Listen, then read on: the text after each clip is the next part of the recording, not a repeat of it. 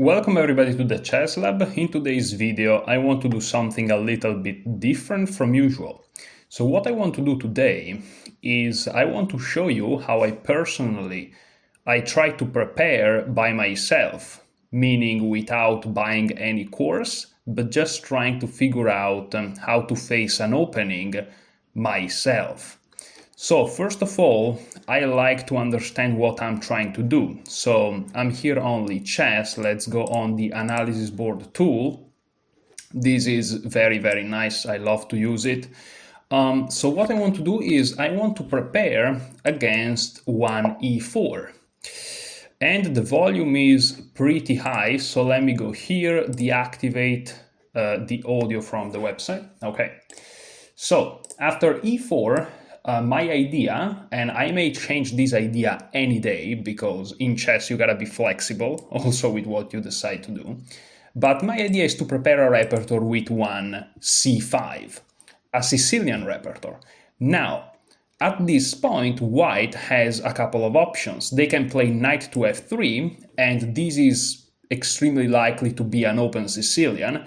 Of course, after you play your move, white is really not forced to play d4, so it's still not 100% guaranteed that they're gonna go d4, even though it's probably 99% guaranteed. And this will be the open Sicilian. However, there is another option, which is to play a closed Sicilian. Now, a closed Sicilian, again, is characterized by the absence of the moves knight f3, d4. Playing d4 immediately is not particularly good because you would just hit the queen with your knight winning a tempo, and all of a sudden the whole, the whole rationale of white being first kind of goes out of the window.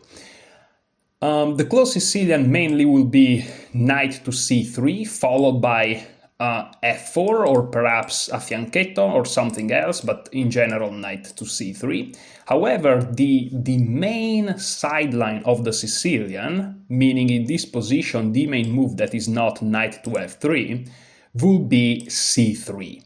And this is the Alapin variation. Now, the Alapin variation is not objectively super common, and let me deactivate those arrows. Here we go, I really find them annoying. I don't know about you. But okay, here after c5, as you can see, there is knight to f3. This is the master database, though you have to be careful with that because you are most likely not gonna see those statistics in your games. Knight f3, knight c3, that's not knight c3, okay, knight c3, and then there is c3, right, 6%. On the Lichess database, but I like to adjust it more on my rating range, which would be above 2000. So this is my personal favorite when it comes to the settings for the Lichess database. Of course, you you do the same that I've done, except you adjust it for your rating range. If you are a 1400, you may want to select 12, 14, 16, and of the time controls that you most play. I play mostly rapid when it comes to preparation of openings, but I still include blitz and classical because I assume that those players will play similar things. Okay, and of course you can play around with this. Yeah, here c3 is played 6% of the time, so in my personal case, I will face c3 most often. Maybe if I want to make it really accurate, I should include also the 1800s, because when I play over the board, if I face a 1700 or a 1600 FIDE, they are probably around 1800 on Lichess. So I may also want to include this, and it's still 6%, so it doesn't really matter. Okay, this is just for you to kind of understand how to set up the Lichess database.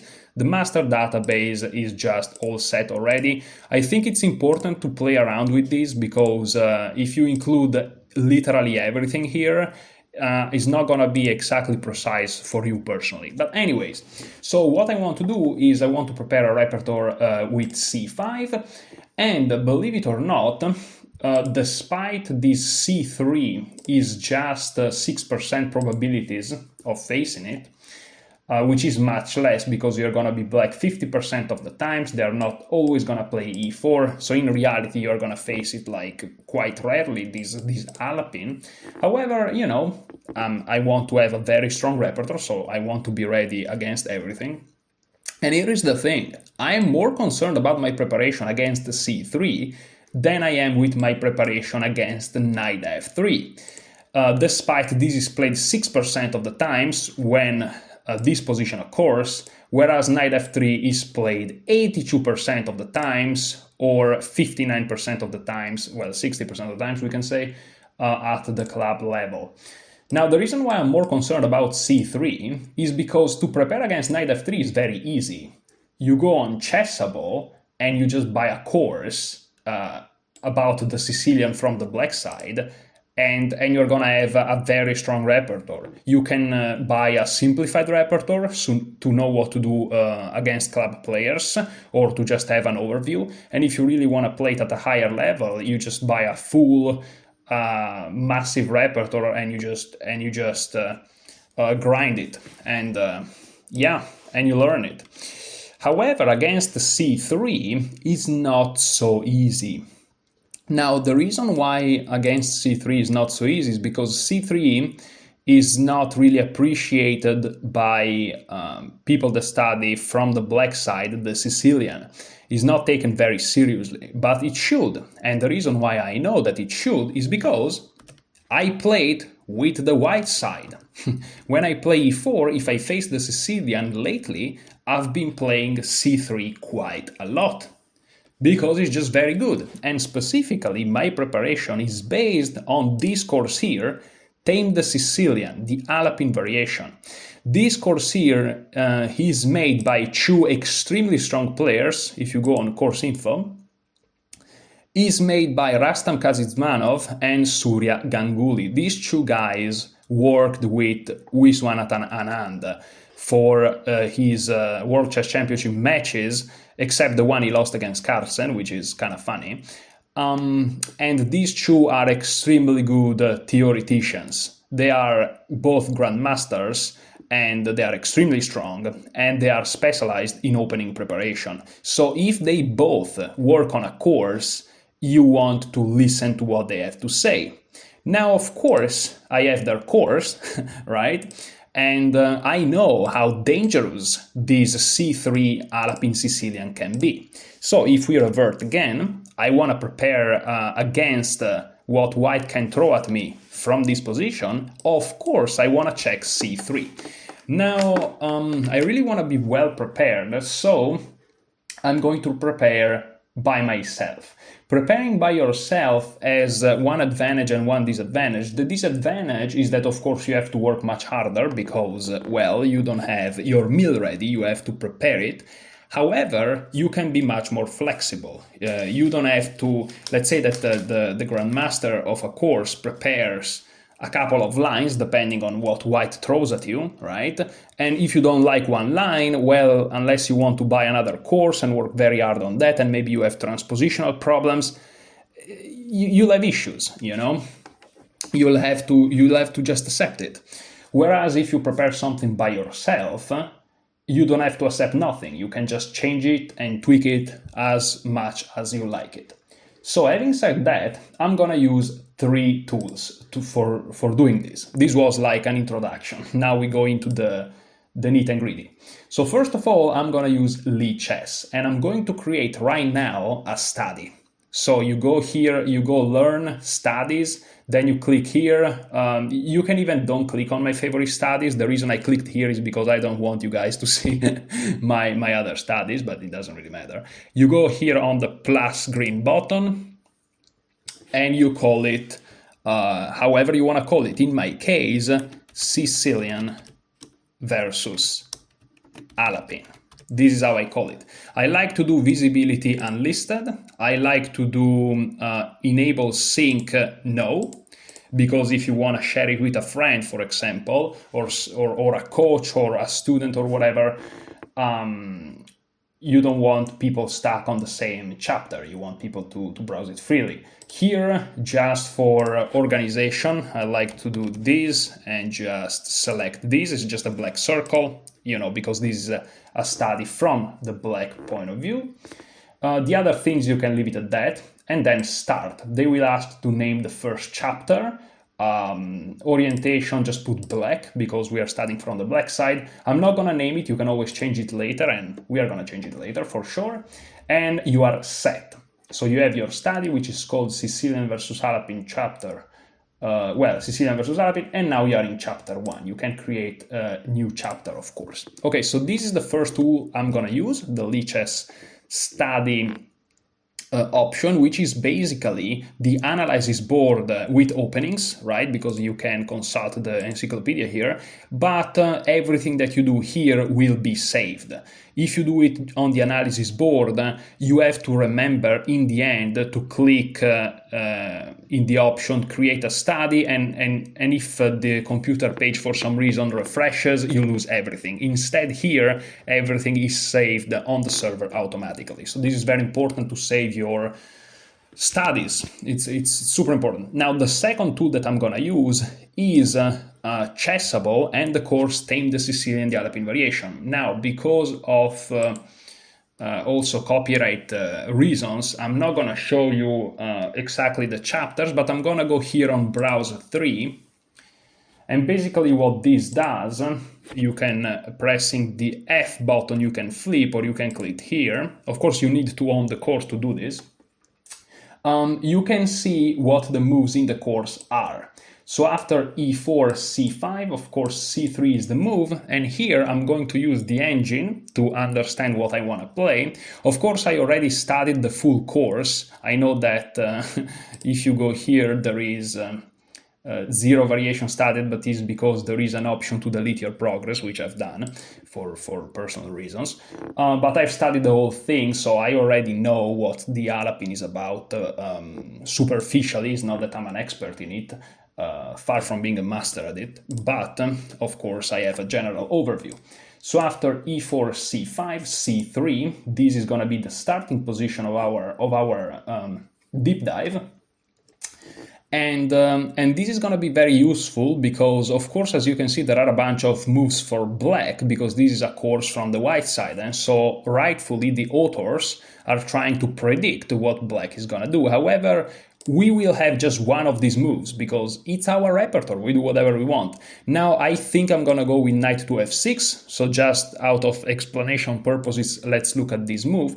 And here we are preparing specifically against the Ganguly's course, and you know, of course, after e4, c5, c3, and knight to f6, you know, and okay, this is by far the main move, e5. We jump here in the center, so if you go in the course, you put e5 in, we jump here in the center. There is just one move here because black is basically forced to do that, so that's what we're gonna do. And here, you know, the Ganguly's course is with knight to f3.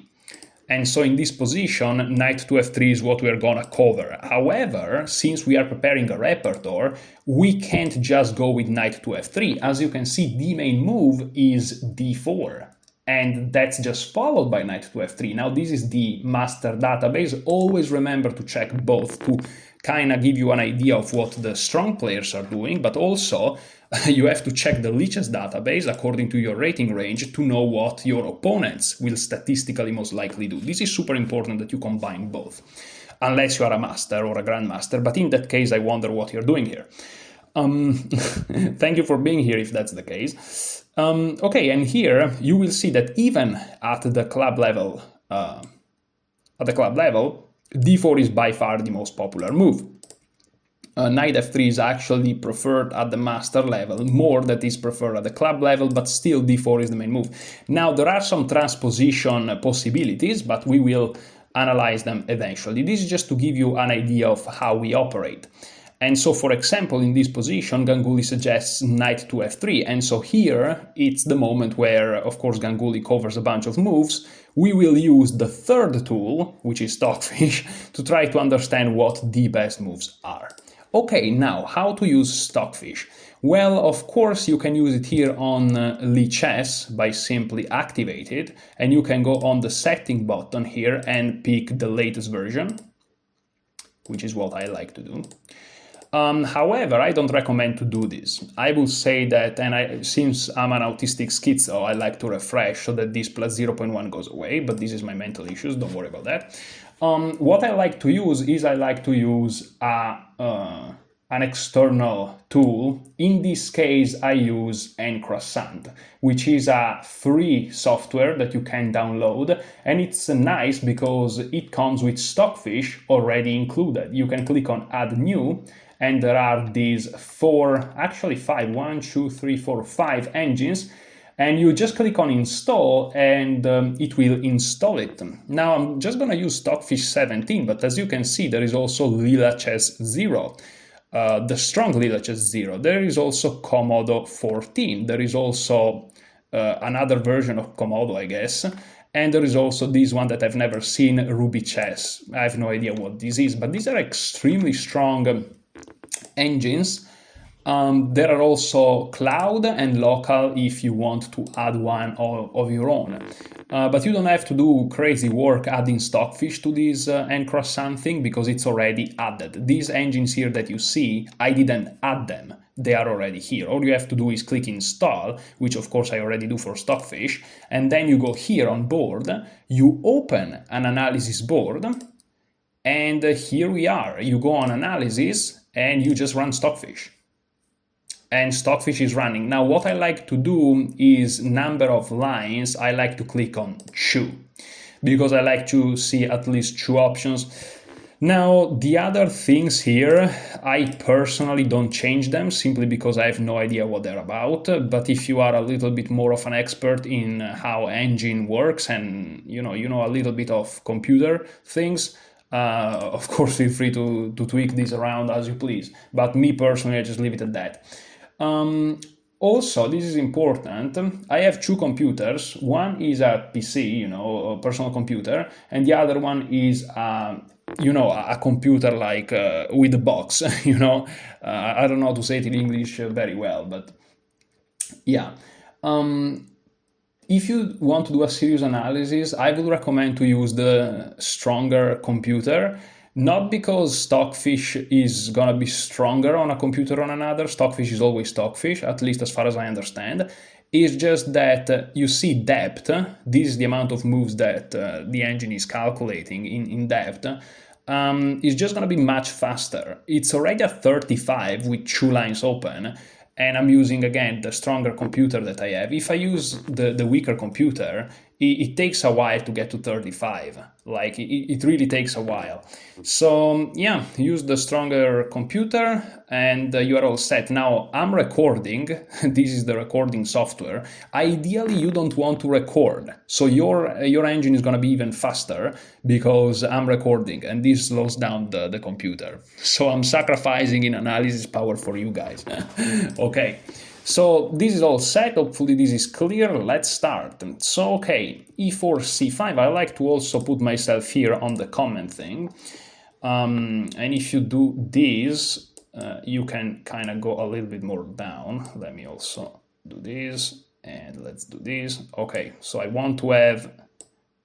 just want to see the chessboard here, I want to see the comment thing full, and we are all set. Alright, so e4, c5, that's the Sicilian, c3, the Alapin, knight f6. Now let's start. Before starting, one last couple of words. This is a very tedious, long, boring process, but it's gonna pay massive dividends in your games. So don't expect, flashy things from these analyses because it's quite monotone. Now, unfortunately, I can hear an insanely strong sound, so let me, oh, that's why it's so strong. Okay, so e4, c5, let's flip the board, because why not? I think you can play around with the dimension of the board. It's a little bit too big for my tastes. So board, let me see. There is a way, I think, to make it a little bit smaller. I don't see it here, though. Well, whatever. We're gonna go with this. Okay, I don't want to waste too much time.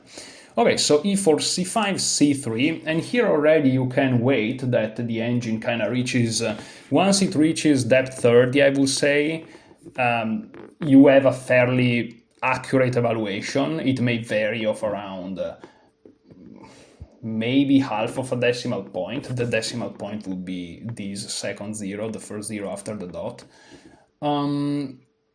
And when you see something like minus 0.06, it's probably 0, 0 if you let it run to depth 15, let's say, so you don't really have to let it run like that. And this is something also useful if you use the engine for a while. You kind of learn how to read it a little bit better. And so you already know that this minus 0.03 most of the times will lead to just 0, okay?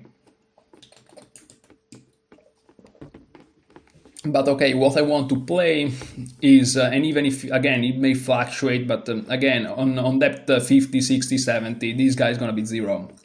We don't have to get there. You just want to spend some seconds on just looking at this number, how it changes, see the depth just a little bit. And doing it in this position is kind of useless because it doesn't really matter, because here theory is quite clear. And again, sorry if I'm going a little bit all over the place, but it's important to say all these things. You want to be human too. Just don't get hung up too much on the engine. Like in this position here, what is white trying to do? Well, after c3, white is trying to play d4, right? To get the big center. Because again, if you go from the beginning, and these of course reset the Stockfish analysis, but again, it doesn't matter in that position. It was just out of example to show you how I operate. But after e4, they want to play d4. That's the idea. So you play c5 to kind of prevent that. They play c3. They insist on playing d4. Now, if you don't address this, they are just going to do it. For example, if you play moves like e6, d6, even knight to c6, or g6, or a6 or h6, any of these moves, they're just gonna go d4 and they're gonna take the center. Now, some of the moves that I've highlighted here are better than others, but in general, the main two moves are knight to f6 and d5. The reason is these two moves, they both attack this pawn on e4, making it impossible for white to simply say, oh yeah, let's go, let's play d4. No, you can't do it, bro. You have other issues to solve. And because of these reasons, our options are not really complicated. Now, between knight f6 and d5, here I'm basically just looking at the engine, and it seems like knight to f6 is perhaps minuscularly better. Now, you also want to check on the database what the main moves are at the master level and at the Lichess database level, because you kind of want to see what your opponents may be preparing against. Now, the problem is in this position, everyone and their grandmother knows that knight f6 is the main move together with d5, so knight f6 is something that people are going to prepare against. Especially if they're looking at the master database, knight f6 is clearly the main move, followed by d5. And in the Ganguly's course, this course here, the move knight f6 is taken extremely seriously. Here we have to go back a second. The move knight f6, d5, there are more variations dedicated to it, simply because there are a bunch of setups that black can eventually have, and it's a completely fine move, don't get me wrong, but knight f6 it's something that is also extremely studied throughout in the course, so, you know, people are going to be prepared. However, in the Lichess database, if someone is preparing just for the club players, already a bunch of people play knight c6. Because it seems like, you know, in your mind, especially if you're playing blitz, I guess, it may think like, you may think it prevents d4, but d4 can absolutely be played, and yeah, why just have a big center and your knight maybe even kicked around, so you have to be careful. So knight c6 is the main move at the club level, which is very fascinating to notice, and is not even that good of a move. That's why the Alapin is so good. I mean, you're not going to face masters all the time. You may never face them. So if you want to go with the Alapin against the Sicilian, that's great. But again, we are preparing, of course, seriously. So we are doing our duties. And so knight f6 is what we are going with. Another thing I want to mention is when you're studying chess, you have to be flexible. So if after even half an hour or an hour, we are exploring these lines and we don't like them, we may go back all the way and decide to play d5. And you may say, no, but we worked so hard on those lines. Bro, it doesn't matter. Okay, we are doing things to then be comfortable in our games. That's the main goal. We are not doing this analysis to feel smart or feel good about ourselves. We are doing this analysis to then perform in games. That's very important. Never lose touch with this reality. Okay, so after knight f6, I don't know on which position we are. Yeah, knight f6, and now it's plus 0.9. Doesn't matter, it's all equal. Here, of course, we are attacking this pawn. Always think about what we are doing. We are attacking this pawn, and the main move is to push it to hit our knight. Also, the main move that usually would defend this pawn would be knight to c3, because knight to c3 is an extremely natural move, developing a piece while defending the pawn, while working towards controlling the center. The problem is the presence of the c3 pawn, which is the main disadvantage by playing c3, the alapin, is that this knight is blocked. And that's why knight f6 and d5 are both so effective. And that's why here defending this pawn is a little bit awkward. I mean, bishop d3 doesn't seem so such an enthusiastic move. Queen c2, you're just moving the queen in the opening, and you're not really doing anything about your other pieces. So the main move here is the move e5.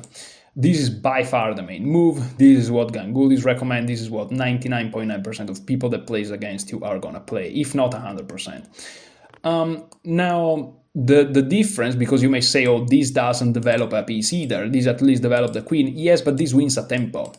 And so you have to move the knight, and then the development situation is the same, because you have the knight out like you had it on f6, except now it's white to move, and now they can think about developing a piece. So if we go back here on the master database, e5 is played 98% of the time. Some people play d3 for some reasons.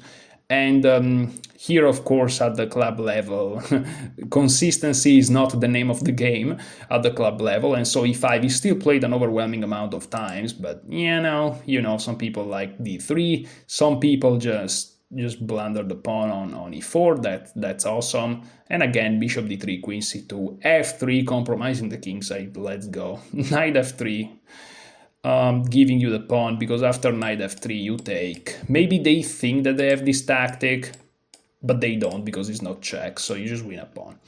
But okay, we will focus on e5. You also have to be like practical. Okay, because in your games, if you play, let's say, 10 tournaments, 9 round each tournament, so you play 90 games, okay?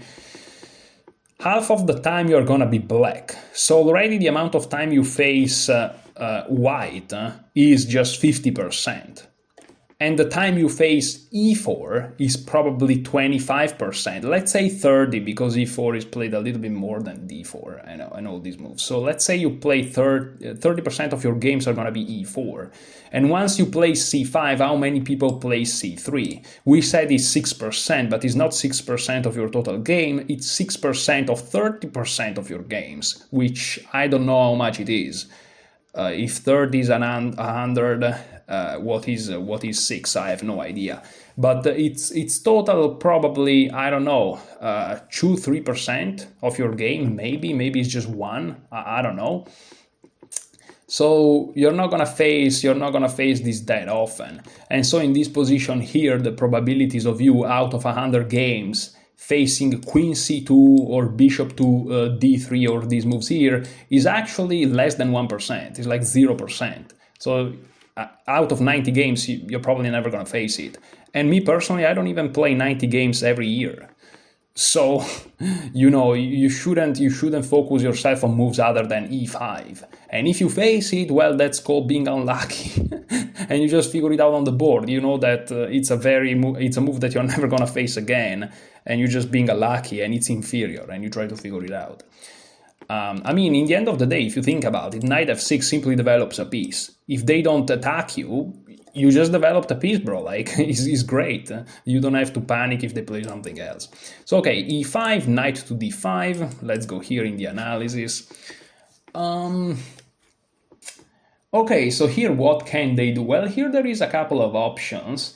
It seems like d4 is the most obvious option, but it turns out that for some nuances that right now I can't even remember, knight f3 seems to be the very ultra slightly more accurate. It doesn't really matter, but knight f3 is a little bit minuscularly better. And if we look at the course here by Ganguly after e5, knight d5, knight f3 is what's recommended. And here, of course, black has a bunch of moves, but we are lucky because we are preparing black. And so when we are preparing against one specific line, every move is forced because, again, we are preparing against one specific line. So every time we have just one specific one move, and we don't have multiple choices because we are we. And so we know what we're going to do. Let me move this one here because it's annoying me. I want to have these two close to each other. Okay.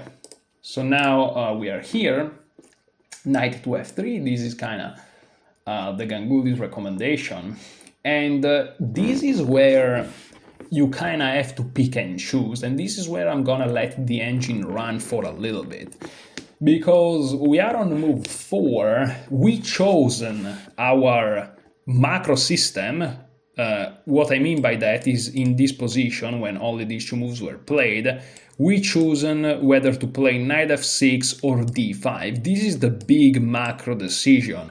But once we do that, you know, white starts to set up his own setup with knight f3. And this is already a point where we want to kind of really steer the game in our direction. Because, okay, between knight f6 and d5 is still very broad, because after knight f6 there are many ways to set up your setup. I keep saying setup, but I don't have similar words to use. My English vocabulary is quite limited. And after, I misclicked and now the calculation reset, whatever. After knight f3, by the way. And after d5, again, there are many setups, but in this position here, now you kind of have to choose, you know, what to do, what not to do. And so, yeah, I'll just let the engine run, and we are gonna wait a little bit. Something you can do while the engine is running is drink water, eat protein bars, or eat more of a human meal. Do push-ups, and in that case I recommend you buying some gloves, because instead of having carpets that you have to move around and stuff, just have a pair of gloves, and you can do push-ups anywhere. Just use the glove just for that, and you clean them every once in a while. That's just my recommendation. Or what you can do if you're a massive nerd like me, you go back to lichess and you kind of explore what the masters are doing, and you kind of play around with the lines. Okay, we are here, knight f3. This is the Ganguly thing. You can also start to put some comments. For example, e4, best by test by Bobby Fischer. Okay, we're not gonna do that. c3, the Alapin variation, not taken too seriously by most. However, it's an objectively very serious try by white. Okay, knight f6, you can make an arrow here. Black attacks the e4 pawn, preventing white to simply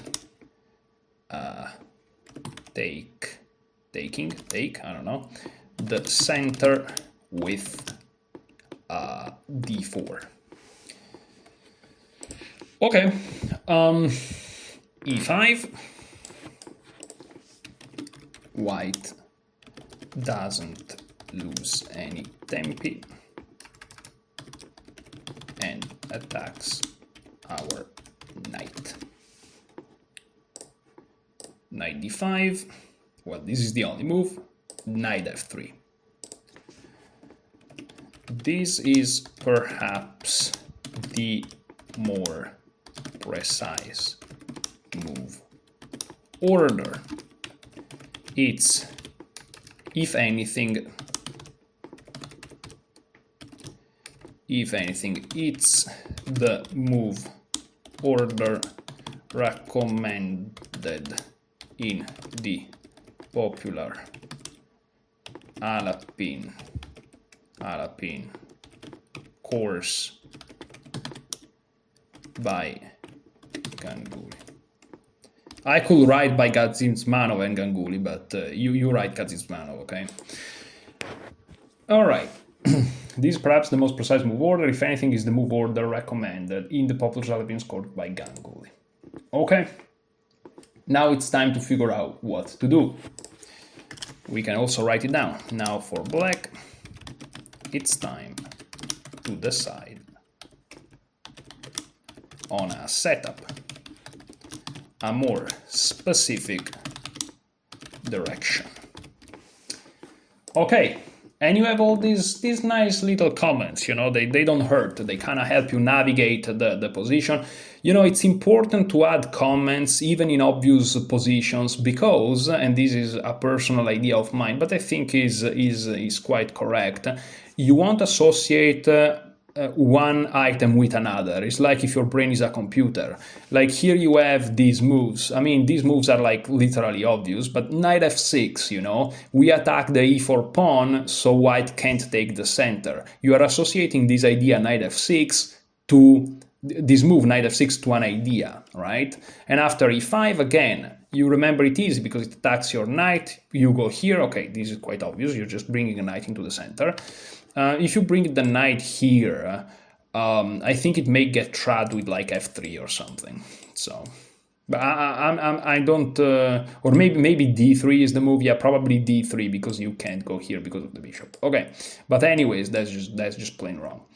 Knight d5 and knight f3. Again, this is the writing down that this move is the move order in the Ganguly's course. Kind of helps you remember, you know.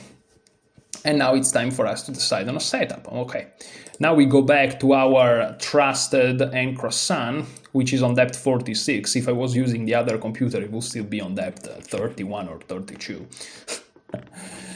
And here, okay, there are a couple of moves that he's recommending. One move is d6, which increases the tension on this pawn. And the other move is knight to c6, which develops a piece and also increases the tension of this pawn. So I really have no idea what I want to go for, and this is where having studied openings and having more than one choice can be useful. For example, I'm gonna do something here which is a little bit. There is a course by Nate Solon, which is the Nimzovich Sicilian. So now I'm gonna go here, and I'm gonna go on the Nimzovich Sicilian if I find it. These are all my courses that now you're gonna see, but I don't care. 100 rappers on Nimzovich Sicilian. Okay. So as you can see, this position here is analyzed in that course, and here the move knight c6 is recommended. Okay. I thought it was d6. Are we sure that we are in the? I think we are still in the Ganguly's one, or maybe not.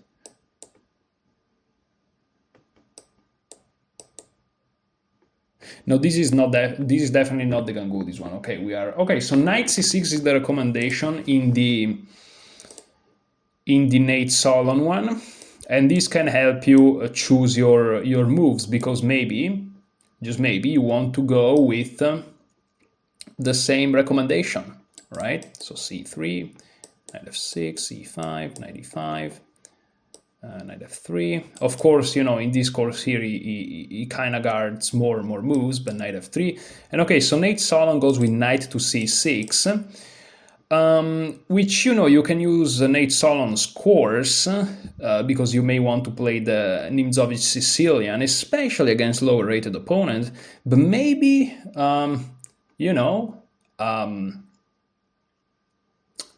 maybe you don't want to use his analysis here on the Alapin, so maybe you want to go with d6, right? Or maybe you want to follow his or something. Now let's go and let's look at the Lichess database, what the masters are recommending. And if you think that what I'm doing here is being indecisive or something like this, I mean, yeah, technically I am, because I still have to decide, but it's just normal process. You just have to wait, you see what the engine says, you kind of look at the moves, you just think, and you kind of wait to see. So knight c6 is the main move, also at the masters level, clearly. So now let's do something crazy. Let's go on chess tempo. Chess tempo. Let's go to database. The first one is like the game list is in Italian, I understand, but it's the game thing. I like to go on game for position, but you can do whatever you want. And here you can select the rating. 2200 plus 2200. I think this database has more games than this master database here, and you kind of want to see by clicking on this button here. You can flip it. Yeah, pressing F does nothing here. c5, c3, knight f6, e5, knight e5, knight f3. And in this database, e6 is given as the most played, which is very interesting. Knight c6, a close second. d6, kind of a perhaps almost a sideline. Now I played the game. I don't even know if I have it online. Let's see.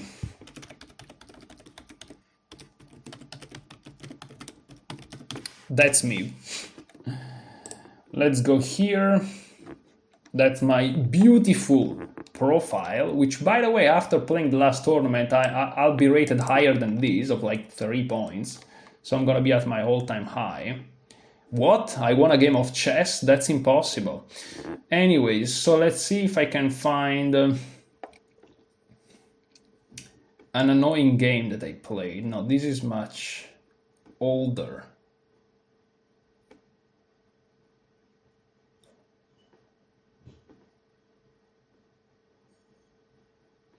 No, it's not here.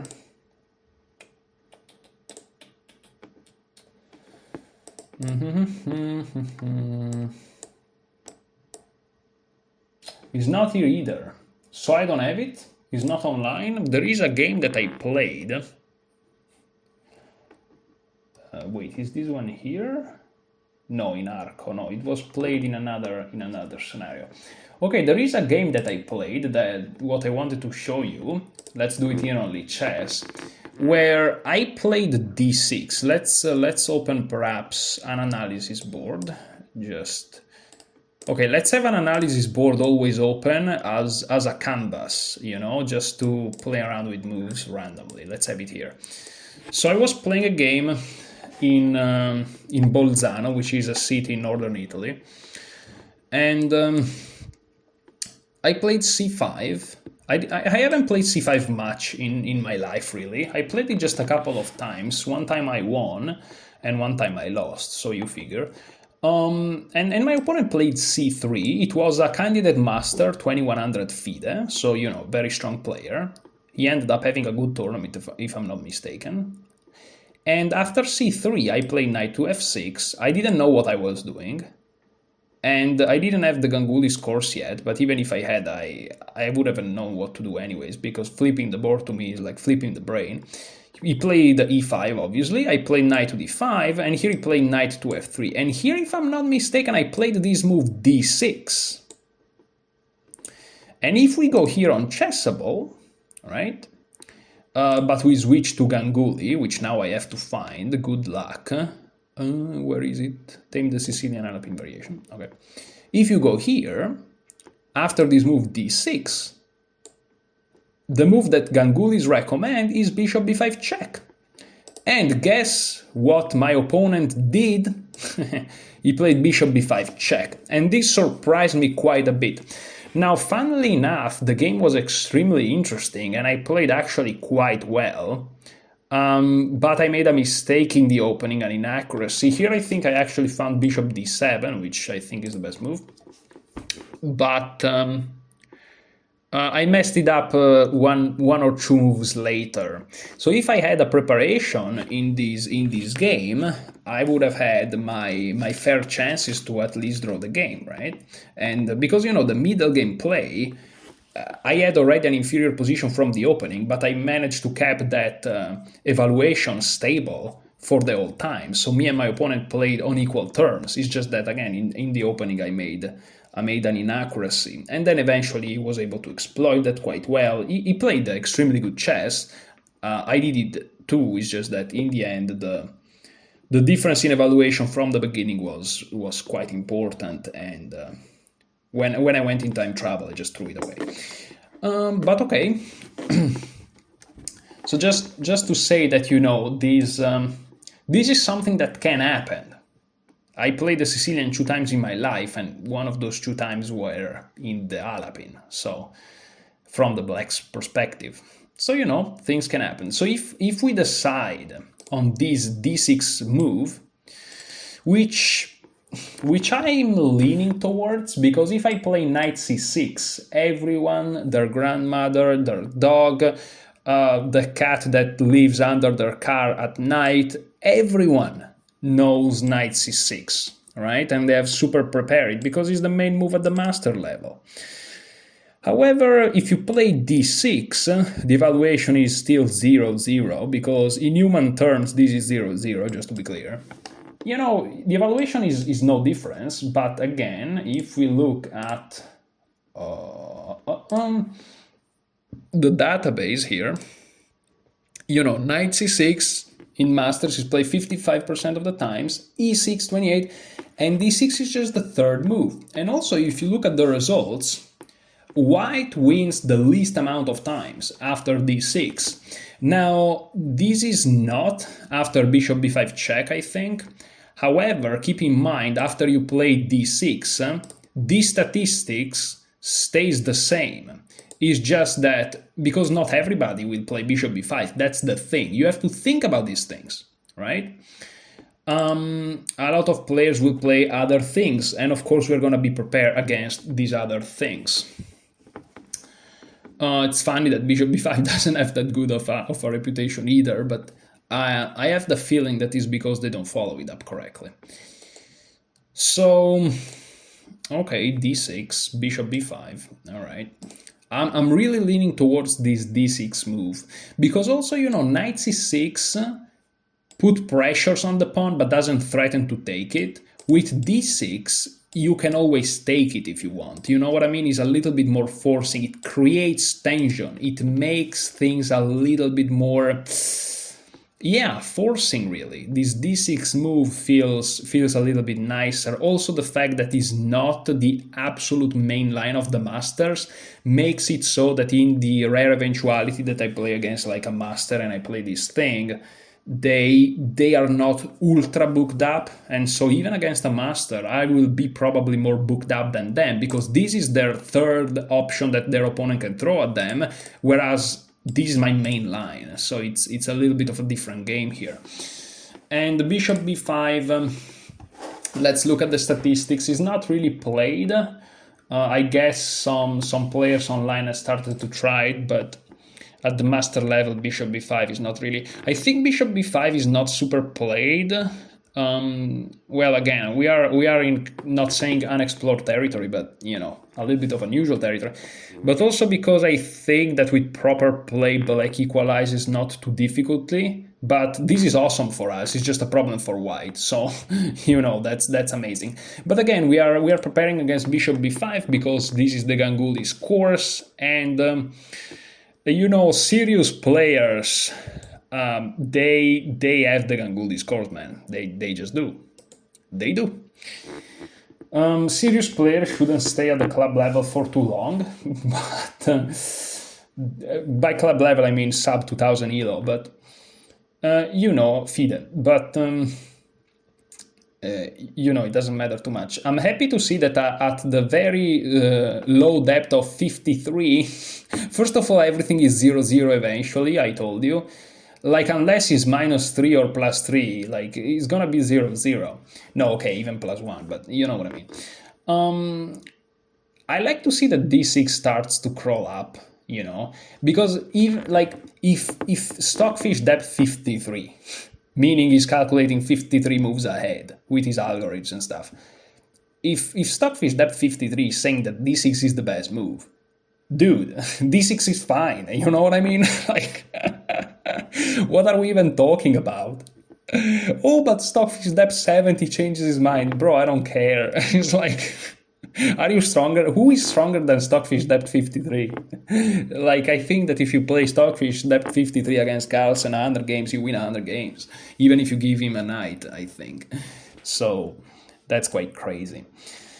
Wow. So, okay, it's crazy to think about that, by the way. But okay, bishop to b5, check.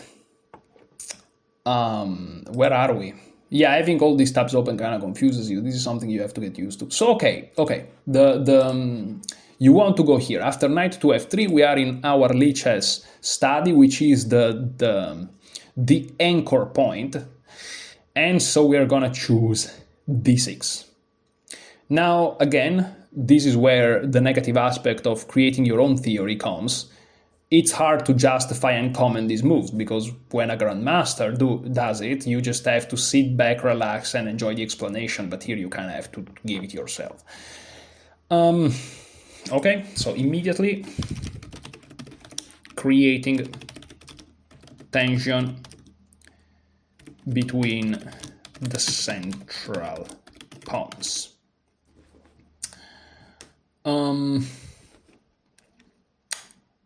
Yeah, makes sense. We are also opening up the light square bishop. This is already a comment that I'm able to make. Well, I mean, it's true, but I'm also able to make this comment because in a lot of Alapin's lines, if you have these Ganguly scores, a problem that black has is developing this guy here. So, you know, noticing that this is kinda out is nice. So yeah, d6 is what we are going for. So now I'm gonna put it on the board. Say goodbye to Stockfish depth 53. Goodbye, Stockfish depth 53. Okay, nice. So d6, we are going with this. We are going with this, and now let's look again. You want to first always use Lichess to kind of see what, you know, what the strong players are doing, what the masses are doing, and you see that they play d4. That's what everyone does. So again, in this chapter here, and in this studying session here, because this is taking so long, how much? It's already 56 minutes of video. It's probably going to be 3 hours, this thing. But it doesn't matter. That's real showcase of what you do. This I know that I'm also explaining to you guys, but if I was alone, I will still take a bunch of time. And you may think that taking so much time in these very first few moves is a loss is a waste of time, but it's actually the opposite. You want to take more time here in the beginning, because deciding in which direction you go is so much more important. Because like on move 9, 10, 11, you can always tweak it later, but these first decisions, whether to play knight f6 or d5, whether to play d6 or e6 or knight c6, like these things are much more impactful on the overall results of your games, because you're gonna see those positions here much more often. Because again, bishop b5 and what we're gonna choose to do after that, it's already much rarer than the position resulting where we decide what to do if knight f6 or d5, because here, look at that, bishop b5 is played 8% of the times in this position. And having this position on the board we establish is already like what, less than 1% of your games? So it's crazy. Again, I want to cover it because I've noticed some important games, for example, in the US Open, maybe, or no, it wasn't the US Open, but it was a massive tournament in the United States, played in 2024. I don't remember exactly which one, or maybe it was even this year. But basically, there was this massive tournament in the United States where Fabiano Caruana was also in, and on some board there was Benjamin Bock with the black pieces, which is a very famous grandmaster. He's also a commentator, he has a Twitch channel and all these things. He's very famous, very, very strong player, and he was playing against an underdog. I don't know if it was a FIDE master or an international master. I definitely don't think the guy was a grandmaster, and he was a young guy, underdog young guy against the expert grandmaster. And after e4 c5, this underdog played c3. Benjamin Bock was playing with the black pieces, and they enter a variation of the Ganguly's course, and Benjamin Bock got crashed out of the opening, and then the guy converted. He didn't even convert it perfectly, but it was good enough to win against Bock. And so these things just signifies to you that people will start to look into those lines, and of course the serious players will immediately realize where this theory comes from, even if they don't have the course, and so they're going to pay attention to these things. And so I think that in the future the move bishop b5 practically will be, maybe even for just few months or few years, will be up there in practice. And even though these statistics may stay the same, or this bishop b5 may just crawl up very slowly to the third place or the second place, because to beat a 60% d4 is a little bit huge, but in practice you may actually start to play against bishop b5 more often, again, because of this very influential course, especially if you play people that are rated above 2000 FIDE. So this is very important. So okay, d6, bishop b5, we can put this move in. Ganguly's recommendation. I don't know how to write recommendation in English, guys, I'm sorry. And in Italian is not a word. So maybe it's recommendation, like with a E.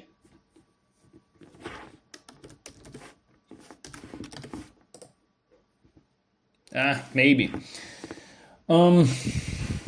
White throws an annoying check, exploiting our last move main drawback, the opening of the b5 e1 e8 sorry diagonal.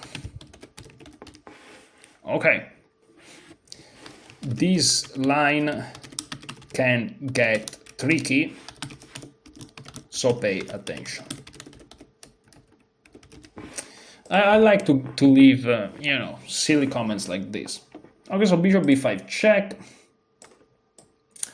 This is the Ganguly's thing. And again, don't get too excited about the evaluation for a couple of reasons. First of all, again, if you wait for depth 70, which we're never going to do, is 0-0. That's the first thing. And the second thing is, wait that I drink a little bit of water.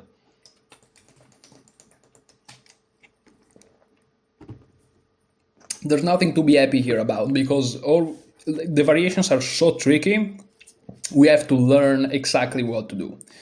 So don't get too excited about about the fact that here is just the dead equal after 5 moves. The fact that it's dead equal after 5 moves, of course, is great, because it means that as black we managed to equalize. This is very nice. We should be happy about this. But also, like you have to play some precise chess. Now let's go here.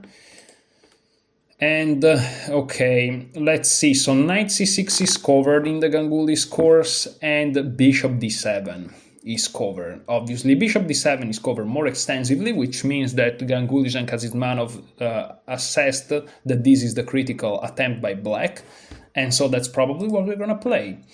Now in this database, the Chess Tempo database, which It's just an addition. Yeah, bishop b5 is actually played very rarely, which is nice to see. It's nice to see it because then it means that we have to worry about that a little bit less. And I don't know why I did this. Okay.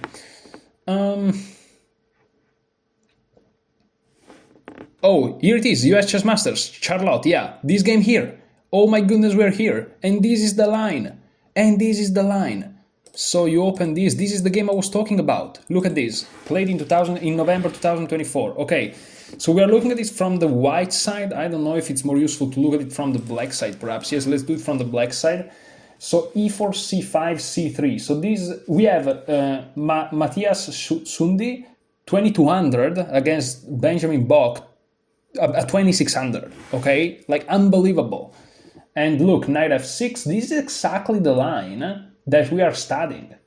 So as you can see, white defeated a freaking 2600, being a 2200, a massive 400 rating points underdog, almost, in this line here. So when I say that this Ganguly's course is serious, it's serious. So Bock played bishop to d7, and the young guy played bishop to c4, and not that Bock is not young, but I'm talking in chess terms, just to be clear.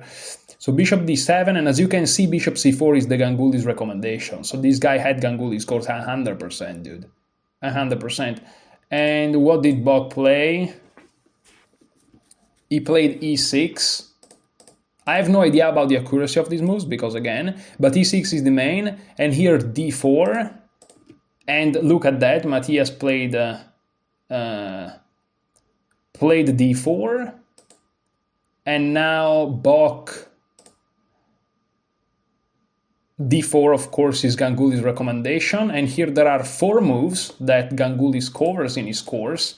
Bock decided to take c takes d4, which is very sensible move because we are taking from the lateral to the center, right? It just makes a lot of sense. And here, if I'm not mistaken, you are supposed to take, exactly, bishop takes, and you're giving black the 3 pawns, and then you just castle. This is what Ganguly's recommend, and after c takes d4, exactly, look at this, bishop takes d5, he takes d5, and here you just castle. And black is left with this position, which is not easy at all, because if we count the material, black is up a pawn. However, his king is in the center, and for example, after you take something like d takes c3, knight takes c3, this pawn is hanging and is gonna be lost, and then this pawn is gonna be hanging, and you're threatening e takes d6, opening up the e file. I wouldn't be surprised if after d takes c3, e takes d6 is the move, by the way. And if you take again, bishop takes, and then rook e1, and then you're just murdered. So you have to be extremely careful. Because of these reasons, Bock played knight c6, which I'm not sure is covered here. Yeah, knight c6 is covered.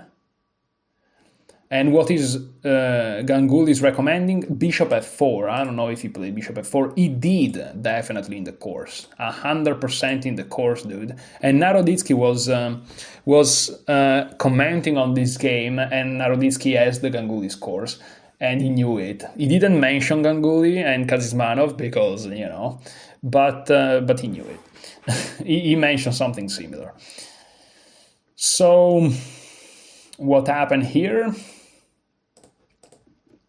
D takes e5, which is exactly what Ganguly covers. Look at that.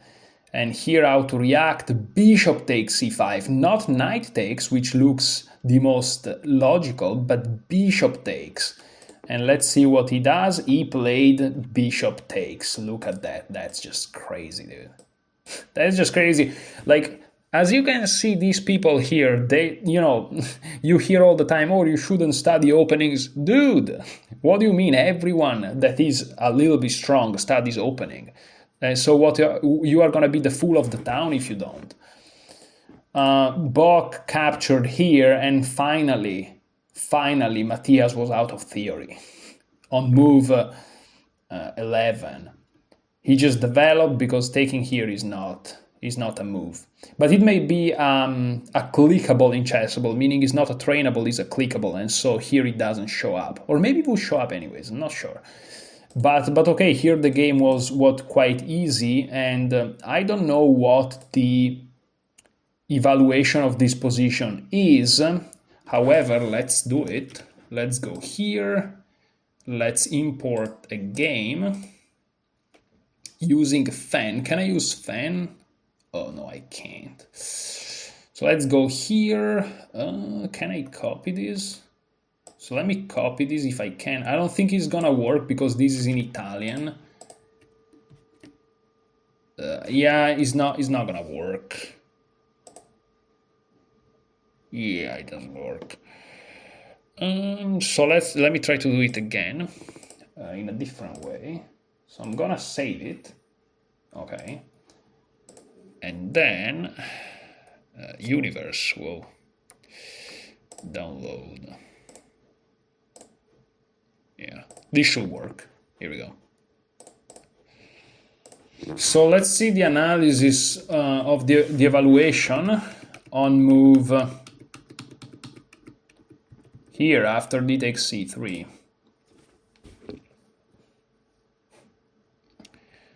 I think I don't know what he's doing. Okay. It's actually equal for the moment. At depth 30 is plus 0.3. But you have to be very precise. So already you have issues. This pawn is hanging. And these pieces are very active. Bishop e6 is the best move. You may say, why not taking this bishop? Well, this starts to be a little bit critical because after knight takes c5, this bishop is hit, this pawn is hit, and rook e1 is coming, and queen h5, as you can see here, is coming, which would hit this pawn. So it's not easy already. So bishop e6, Bok played this precise move. This is the game by Bok. Rook e1 was played by Matthias. Perhaps there are already some tactics. Already, for example, developing this bishop, you can't. If you play bishop e7, bishop takes g7, and it's plus 1 point something, right? And it's critical. Your king is stuck in the center, the heavy pieces are here. I don't want to go into the depth because it doesn't matter. It shows you that concretely it's difficult, but if you don't develop this bishop, what are you going to do?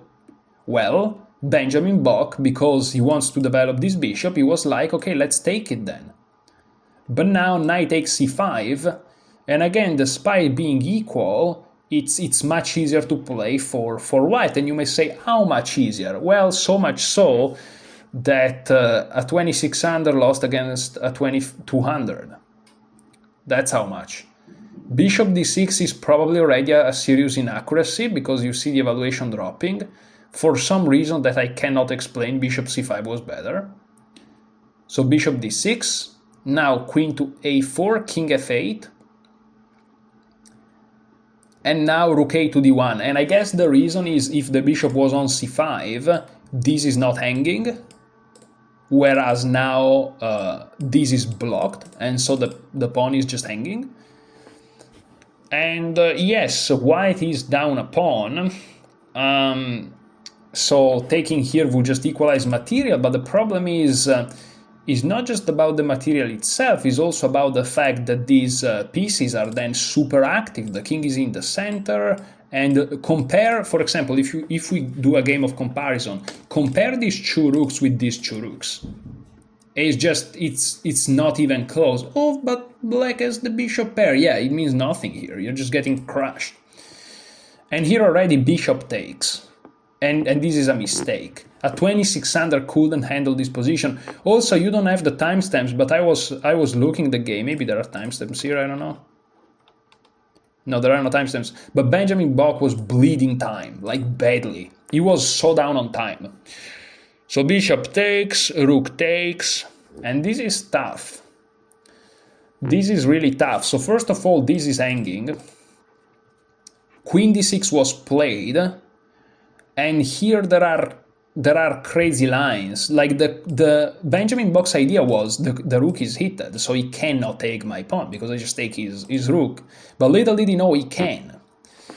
And this is, of course, if you're a beginner, you may never spot this tactic, but of course the 2200 does, because the 2200, yes, is not the 2600, but a 2200 feed, trust me, is extremely strong player. Extremely strong player. You can't give them an advantage of +2, you're gonna get crushed. So now what's the point of taking? Well, this is mate in 5 because of queen a3 check. If you move the king here, you get checkmated instantly. And if you move the king here to g8, there is the beautiful knight to e7. I think you know what's gonna happen. King f8. And here knight c8 to make it fancy. I wonder if this works anyways. Yes, it does. And if you go here again, there is checkmate here. And if you go to g8, there is the beautiful queen f8 check, forcing rook to f8. And in the end, knight e7 checkmate.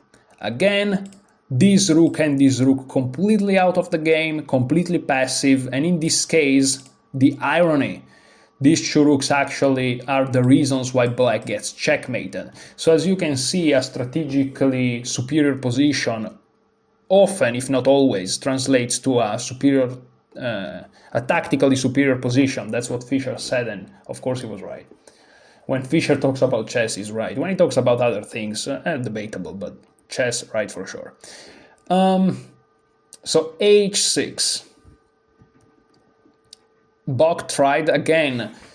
If we look at this line here, if the pawn is on h6, of course you can escape, and all these shenanigans are never possible.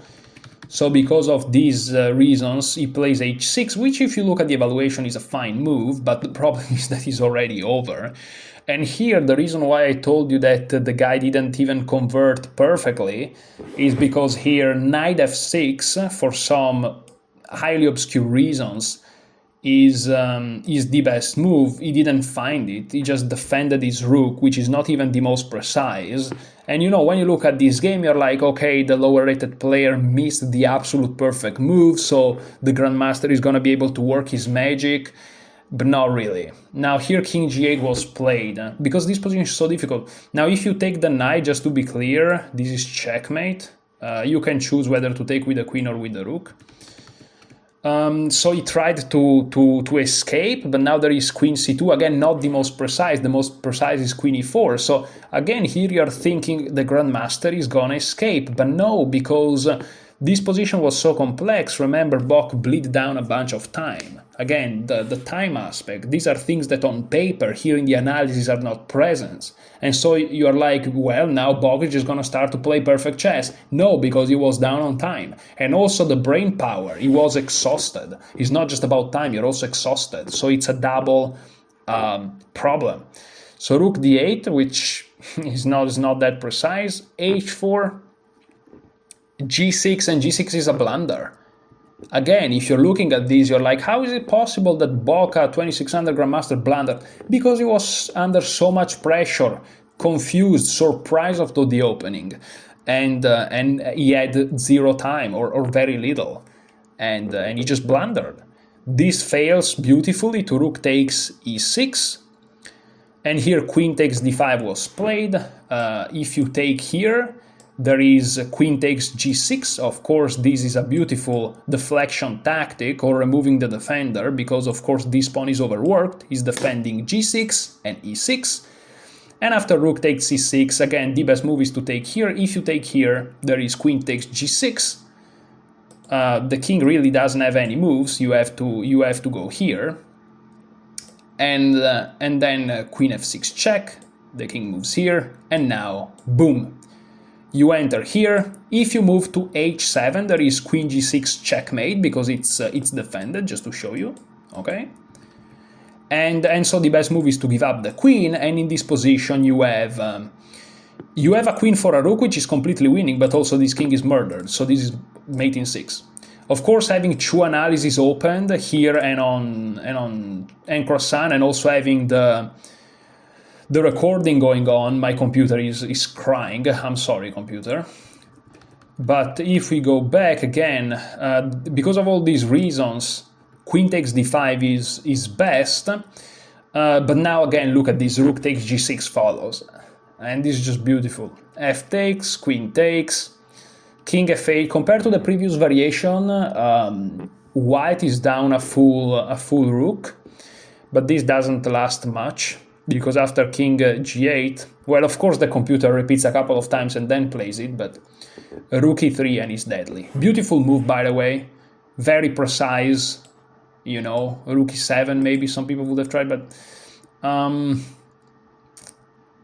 just very precise, because on rook e7 there is, because in this position you may think, let me get rid of the arrow. How do I get rid of the arrow? It's so annoying. No. Let's move arrow. Here we go. So the idea here for black is check here, check, and you trade queens. But this is unpreventable. Well, rook e3 prevents that, because after queen d1 and king h2 and queen d6, if the rook was on e7, you would have to trade the queens and then lose the game, because you're up a freaking rook. Sorry guys for the French word there. But here you just play rook g3, and this blocks the check with check. So that's why rook e3 was so precise. And here you're mated, because after you move the king there's checkmate. You're not obliged to take the queen, the check is blocked. So here Bach had to play this, and even took with the king, which is even more precise. And here it's over. Now a queen against two rooks is usually drawish, but not in this position, because the king is too exposed, and you can't just coordinate the rooks. This is hanging. This rook is hanging, and you can't really move the king. Rook d7 was played. If you play king to g7, unfortunately queen f7 is checkmate. I say unfortunately, but the white player of course saw it from the beginning, I'm sure. So rook d7, queen e6, forcing rook f7, because this was a double attack. h5 now, to make sure that no escaping routes are created. And here it seems like Bach is getting away, but now f4, and you see that there are a couple of assets. This king is exposed, this queen is very active, and this pawn will start to march forward, creating some mating nets, which are very tough to prevent. Rook g7 was tried, king f3, now the other pawn comes through, and perhaps even two pawns, of course not now, but as an idea. King h7, g4, here it comes, and it's very difficult. This is very difficult. Rook e7, but now check. Again, the fact that the king is so exposed and the queen is so active, black can't really organize a counterplay, because there are always check winning tempi, like in this case. And this pins. So now he tries to move it, but now white is arguing that he has a superior position, and now he goes for it, as you can see. H takes g5, f takes g5, and here it seems like this move or this move saves black and maybe even wins, but every time you move a rook on f7, this is a fork, and you can resign immediately. That's the problem. So rook e1 was tried, threatening this very sneaky threat, but now g6, and of course it's just over. And here again is a matter of calculation. Check, giving up the pawn, check, check. This picks up the rook. Of course there are other moves, but it doesn't matter. Now of course you don't want to go on the e file, because this would be embarrassing. But you just go here, you're covered by the opponent king. And this is just a matter of technique. He's a queen against a rook. And there's nothing to be done. Here I think he resigned, because no matter where he goes, he wins the rook. So yeah, that was the game that I was talking about. And it's originated from this line. After bishop d7, bishop here, and e6, d4, take, take, take, and castle. That's the thing. So we want to avoid situations like this. As you can see, the evaluation was equalish. It was 0.3. In this position is 0.3. So black can draw, but is extremely difficult. Okay, bishop e6 perhaps is easy, which was the best move, but already after rook e1, knight takes e5 was, I think it wasn't the best choice, or maybe it was. No, it was here. It was here that bishop c5 should have been played. But already we are talking on move 14. And even for the Alapin, this is a sub line because bishop b5 is not the main line. So from Box's perspective, it's not easy to be here and be prepared. And here he... And white was out of his theory, but I mean, rook a to d1 is the easiest move in the world, whereas bishop c5 here is not. So that's when they say that it's easier to play for white. I mean, look at white's pieces, and look at the white's rooks and the black's rooks. This is like a masterclass. And like it feels like the 2600 was the white player.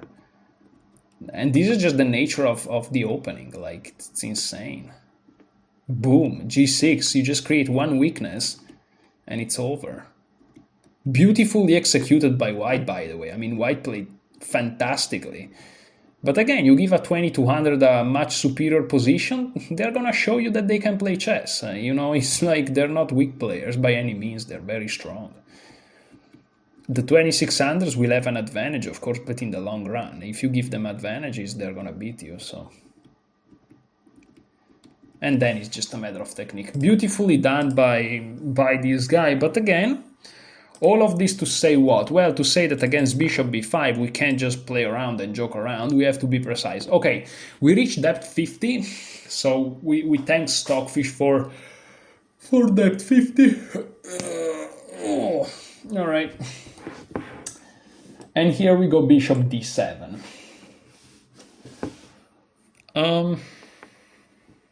Now, funnily enough, after bishop to d7, I don't remember, but in the game I played, I think that perhaps bishop takes d7 was played against me.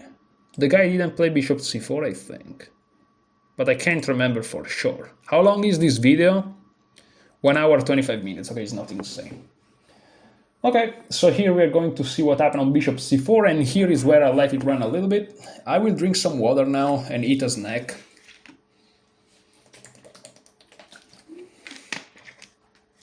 I'm not gonna cut it. You can use the arrows on your keyboard to skip to a moment where I keep going with the analysis. I have here a protein bar. I don't know how to say it in English though, so yeah, you don't know what is it. I'm gonna show you the image, like.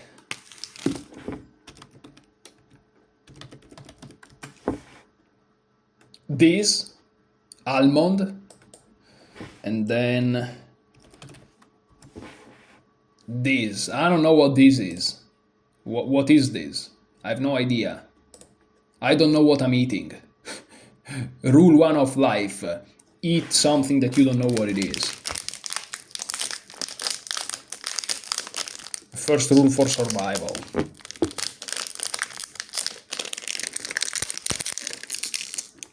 I have to use my teeth to open this thing because...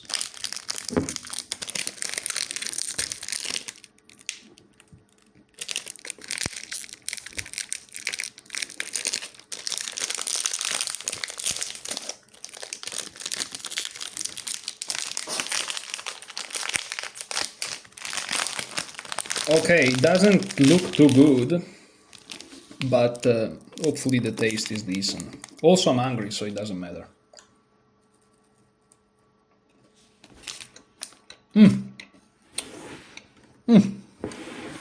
It's actually decent.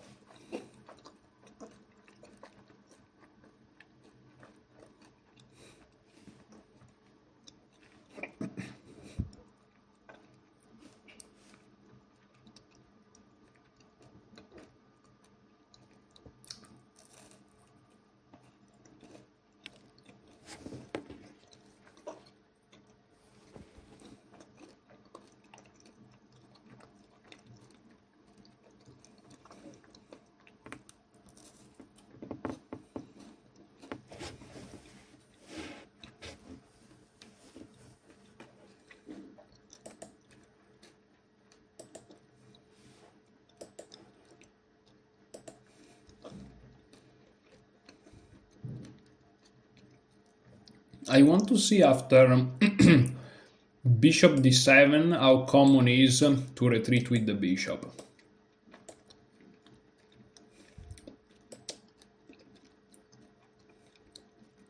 Is the most played move. Okay.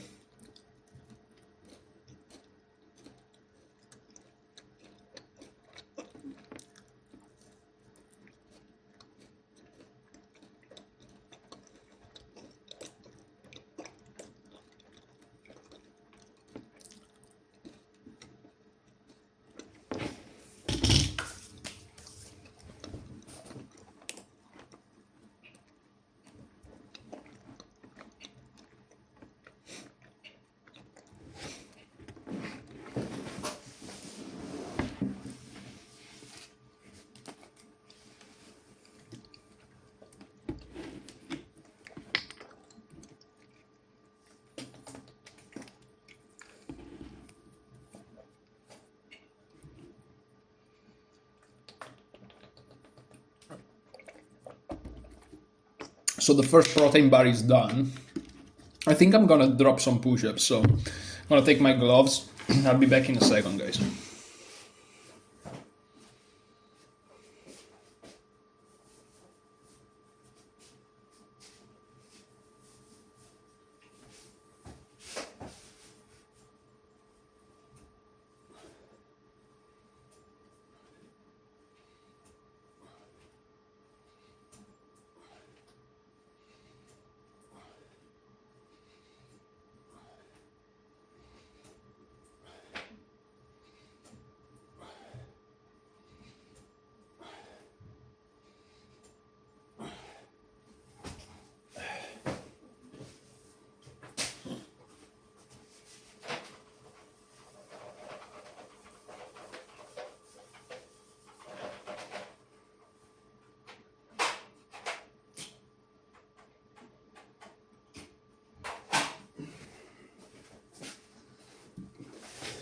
Okay, I'm not gonna lie to you, I just did 10.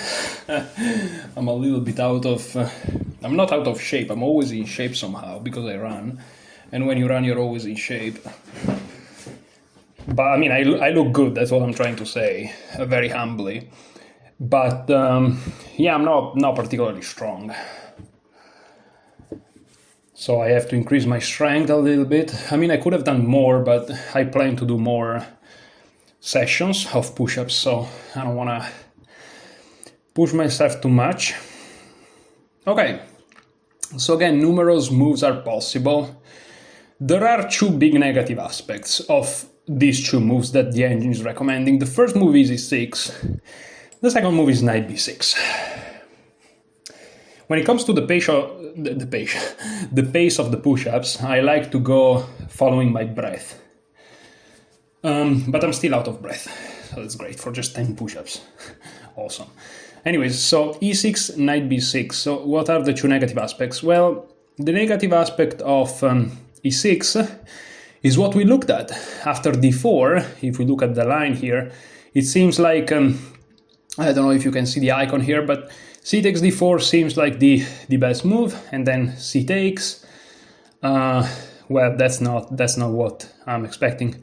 So after d4 we take, and we are expecting, of course, this tripling of the pawns and then just castle.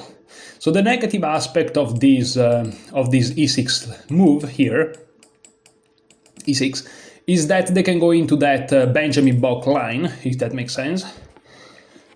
The negative aspect of knight to b6 is that they have two big options. As you can see, after knight b6 they have bishop b3. Bishop b3 is theoretically the slightly better move because it keeps the game alive. However, and that's not the negative aspect, if they play bishop b3 is okay, but there is one big problem, which is they can go bishop takes f7 check, which is a draw. It's equal. The problem is black has to play like 15 engine moves of preparation. Now, that may not be the end of the world, because I'm willing, at my level and at my possibilities of studying chess, I'm willing to memorize 15 moves of preparation if necessary. That probably wouldn't be very relatable to most, but nobody's watching this anymore. It has been, what, 1.5 hours? No, nobody's here. I'm talking to myself. But, if you're here for some reasons, well, thank you very much. But also, that's probably not very relatable. But I'm not gonna lie to you, I don't like it either. I mean, I'm probably not gonna choose knight b6 here. I'm probably still gonna go with e6. Perhaps going into that line, why not? I don't know how accurate it is to give up this bishop, because, okay, we looked at the Bok game, we got scared, right? But in reality, it's because Bok perhaps didn't follow it up the most precise way, because Ganguly's argument is nobody prepared this, and so we just have an easier game. True. Except we are preparing it. When he says nobody, he means everybody except like a couple of crazy morons that spend their days studying chess. Well, here I am, ready for fighting. So yeah, we're gonna go with e6. I love it that as soon as you start to be around depth 50, everything is 0-0. Like, I am in love with this. That's amazing. Everything is just 0. You think that this guy is gonna stay at plus 0.02 for long? Huh. You are so naive, my friend. He's gonna go to 0-0 too. But okay. So e6 or knight b6? That's the eternal question. I tend to favor knight b6. However, after knight b6, again, I told you that the negative aspect is bishop takes f7, but actually, maybe bishop to b3, that keeps that, human, slight, perhaps, hedge. Maybe that's actually what I don't like about it. Which is represented by a 0-0 by the engine, which is gonna be 0-0 soon. But still, I don't know. The fact that they have these two big options, it's really annoying. Like, it's annoying. I don't want to give white options. That's what I don't like to do. On the other hand, though, e6 is also giving white some options, because we looked at the Bok game, but the guy playing with the white piece is not forced to do what Bok's opponent did. Bok was playing with the black piece, just to be clear. I call it the Bok game because Benjamin Bok is the name that I remember. So yeah, it's really debatable. However, we are on move 6, and the idea of like entering a dead equal 0-0 position with the black pieces, I think it's quite nice. And if you think about it, Bok played e6, so he wanted to go into the dead equal position. He wanted to just equalize with black and then figure it out. So it's not like dead equal, it's just equal, then we play chess.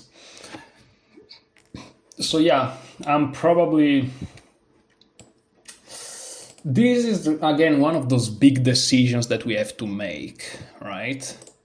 I don't know why I clicked here. Let's go here. There is e6. e6 is by far the main move. Yeah, the problem with knight b6, again, there is this bishop takes f7 thing. And this is equal. I know it's 0-0, but the problem is, if you play e6, it's 0-0. And if you play knight b6, they may have some minuscule edge if they play bishop b3, which is not good. Like e6 instead is just 0-0. But they can also have this 0-0, and here you have to know it. Like after e6, it's not so obvious what to do here. I mean, that's the position you have to play. And here, if you take the knight, you lose. You have to play bishop f5, which you play bishop f5, my friend. This is mate in 5. I had this position once with the white pieces, and I played the d4, which loses, I think. Yeah, and I lost the game.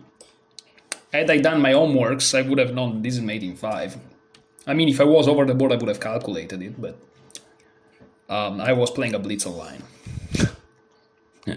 which is funny. Maybe I have it in player here. Yeah, it's never gonna reach it. But yeah, bishop f5 here and it's 0-0. But again, you tell me if you're comfortable playing this. I mean, and they can always throw knight e4 anytime they want, by the way. Attacking the knight is no use because, well, that's checkmate. So it's not one of those positions that you are really comfortable with. Even if the engine after this says that this is like -0.2 or something, nah. Also, this is something that I want to talk about. Oh yeah, now I know why I'm not gonna choose this line. Okay, if you're playing against a strong opponent, let's say I'm playing against a FIDE master, I'm happy to enter this. However, if I'm playing against, let's say, a lower rated opponent, a 1700 or even an 1800 or even a 1900, because I'm 1950, I'm gonna be 1957 the next time I play a tournament, because it's gonna be rating adjourned. If I play a 1950, I'm gonna be almost 60 points higher rated than them. So I start to be decently higher rated compared to the average club player, which is great, of course. I'm happy and proud of that, but it's also problematic when it comes to FIDE rating, because here a lower rated opponent, even an 1850, which is a strong FIDE rated player, they can just go into this line to just draw against me. They just can force a draw. If I play this knight b6, they're like, ooh, nice, draw. I'm drawing the 1950. And if he makes a slight inaccuracy, I win against the 1950. Which they are correct. So yeah, I cannot go into this. From the black player's perspective, it probably is... Oh, and that's why Bok played e6. And that's why the masters play e6, is to avoid the draw. See, that's how you start to think about like these guys.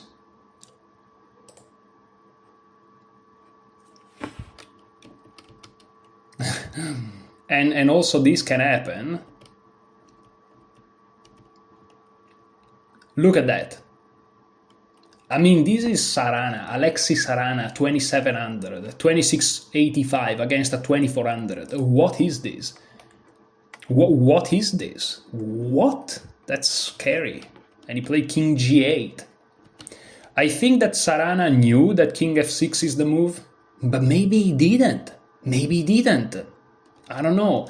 But I think a guy like Sarana knows it. He just wanted to keep the game alive.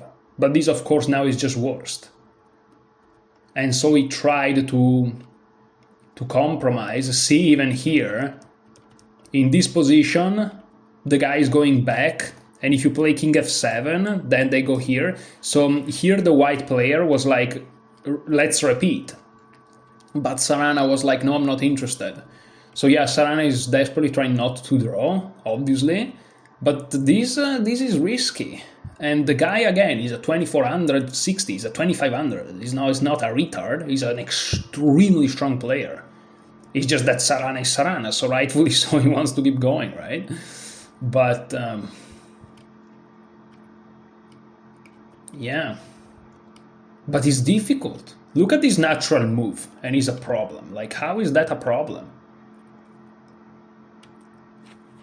Yeah, we are having problems of the power of the computer, but we do not care, we do not scare easy. We are crazy. Rook a3, look at this beautiful move. Jeez, look, that's why this guy is a 2500, you know. You know the board vision this takes? Like, queen f5 is wrong because of this? Dude. And the alignment is deadly? Dude. That's why grandmasters, they can have a worse position against you, they're still gonna beat you. Because like you have to counter them. Look at that. Unbelievable. Jeez. And this is an inaccuracy. Of course Sarana saw that this is an inaccuracy, because against this move I would be afraid of this, exactly. And queen h5. Yeah, and now this is pinned, I guess, and there may be some ideas. I have no idea what's going on here. b3 preventing knight c4, as mentioned. And I guess that then the move queen h5 is better because after queen d7 the knight doesn't have squares, so the queen was better on a different one.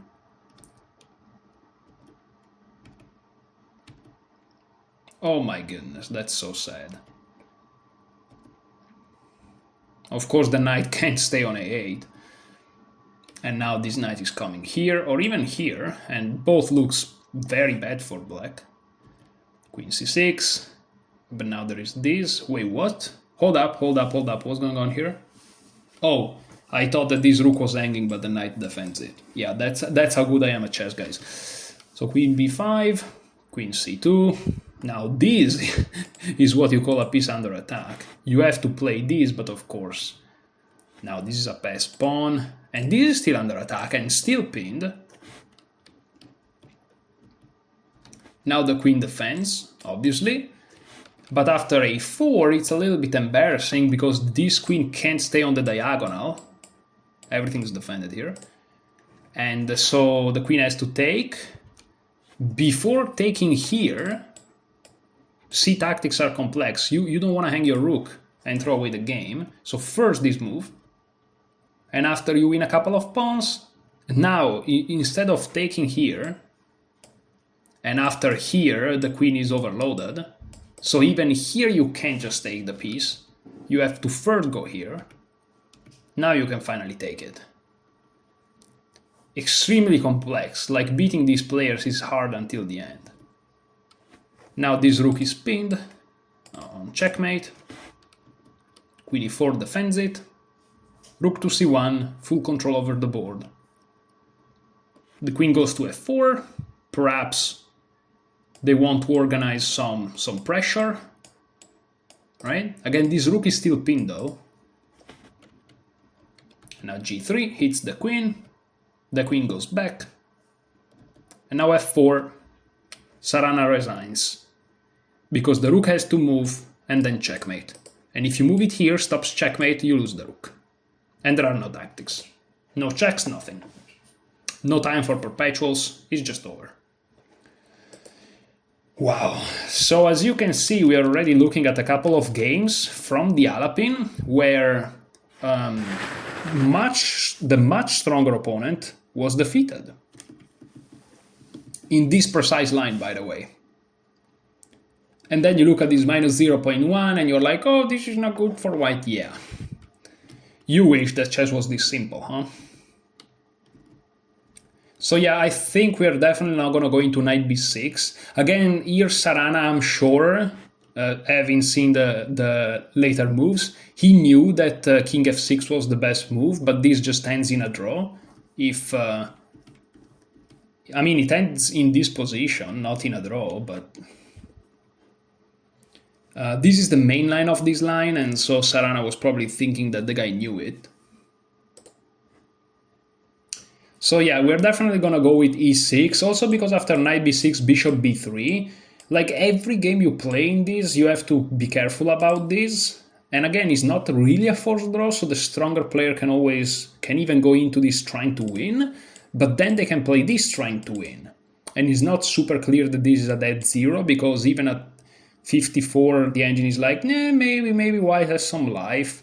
And if Stockfish 17 depth 54 says that perhaps after this white has some life, I mean, if I play that against a master, I'll rather not. So let's go to the original study here, which is not this one, is this. Okay, with the comments. So after bishop b5, so we said bishop d7. We block the check and ask the bishop what it wants to do. Because of course we are attacking it. We are pressuring it. Bishop c4. White decides to not waste any tempi and saves the bishop while attacking our knight.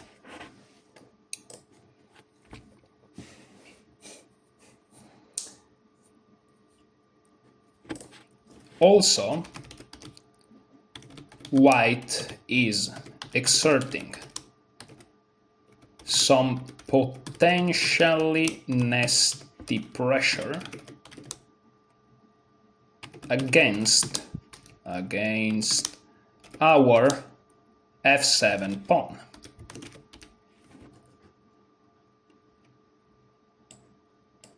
Okay. Very important. e6 not only defends the knight, it also closes down the c4 f7 diagonal, limiting the scope of white's light square bishop. Very important. This is very important. So as you can see, we are giving a purpose to our moves. It's not just, you know, oh, the engine says that e6 is 0, whereas knight b6 and bishop b3 is perhaps a plus 0.0003. Oh no. No, we are giving it some sense. We are saying, humanly speaking, you know, we kinda like that this diagonal is now close, our knight is defended, and life is good. That's what we are saying. Now, what are the moves here? d4 is a move, castle is a move at the master level. I have a feeling that at the club level they take. I mean, it's not in their defense is not really common, even though let me just be dirty here. Okay, still just 5%. Okay. That's funny. Okay, no, d4 is overwhelmingly more played. Okay, the club players, you know, listen, the club players in this position, they behave. But I guess if white reaches this position, he kinda knows what he's doing, so this is probably a sample size of the club players that is a little bit unfair to use, because they are probably the very few club players that actually know just a little bit of theory in this specific line. So it's not representative of the broader population. Okay, so after e6 we have d4. Look at that. And let's go back, because this is the Ganguly course. So e4, c5, c3, knight f6, knight f3, keeping it flexible. We play d6, and now there is this sideline, bishop b5, which is very annoying though. Bishop d7, bishop c4, e6, and now d4. Okay. So let's try, okay, d4. White, how can I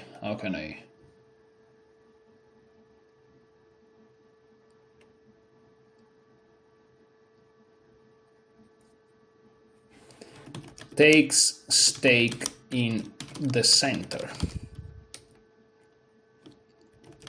and is ready to face c takes d5 with bishop takes d5 followed by castle, leaving black up a pawn, but with triple d pawns and a practically difficult position to play. This is Ganguly's idea in his Tame the Sicilian course. Okay, so let's do it with the arrows. If we take, they're gonna take us and castle. That's kind of the idea. However, that's exactly what perhaps we're gonna do anyways. Let's see. The masters, they take with some decent results, even though the number of games now is not representative of nothing. And look at the club level database. Not the most encouraging of all. There is this weird d-takes c5 which scores well, but again, it's just 33 games. But if you look at these highly played moves, they score well for white. Except bishop c6. So bishop c6 is a move that is not covered by Ganguly. If the engine is not like hating it tremendously, I may want to go with it. So okay, e6. Again, here we are preparing one specific line, so we are just going to go with d4. We are going to have space to investigate other moves at a later moment. Yeah, I'm just going to cover this Ganguly's line, and then I'm going to call it a day, and I'm going to not only quit the video, but also I'm going to stop studying myself, because I'm already studying from, what, almost 2 hours. And believe it or not, I have other things to do in life. Crazy, I know. And also, you know, I get tired after a while, which is unfortunate. I'm just a mere human, which is annoying. I would love to be able to study chess at this high intensity for like 10 hours in a row, but I just can't do it. I mean, the quality of my understanding of what's going on just decreases dramatically, very, very fast. So, yeah. Now I'm gonna do something nasty. I'm gonna search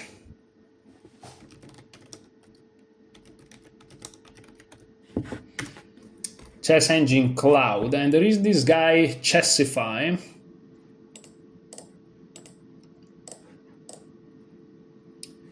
Chessify, which basically is engine, Stockfish, whatever, but it's on cloud, meaning it's not taxing on my computer, and it should be quite faster. And the reason I want to go with this, let me flip the board if I can, not d5, not d5, delete remaining moves, okay. I want to flip the board. Can I flip the board? Thank you. I just want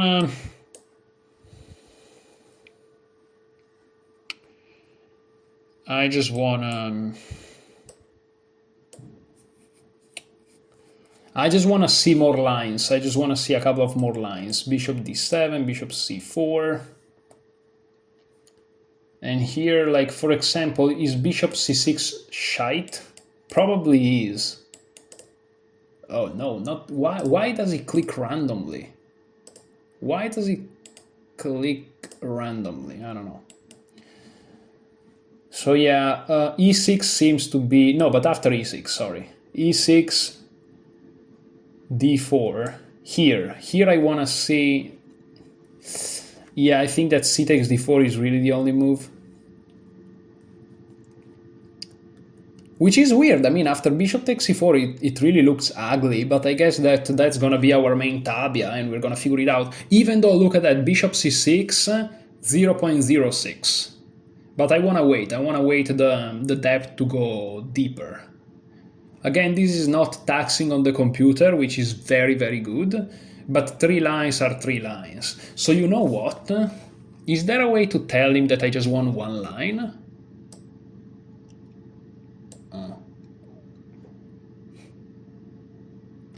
Display win probability? No, let's not make it too taxing on the guy.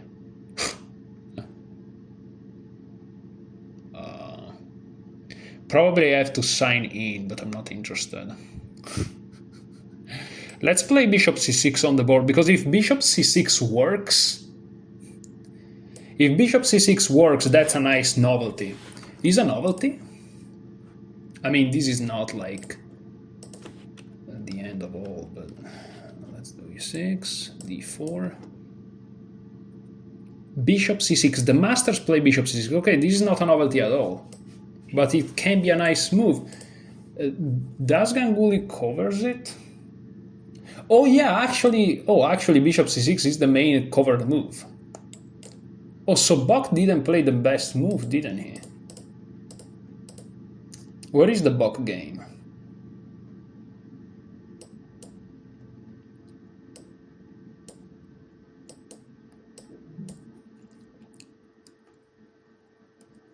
Where is my boy Benjamin Bock? Here it is. What did he play? So I start to have too many things opened. So Sarana, let's close Sarana. I don't need it. Sorry, bro.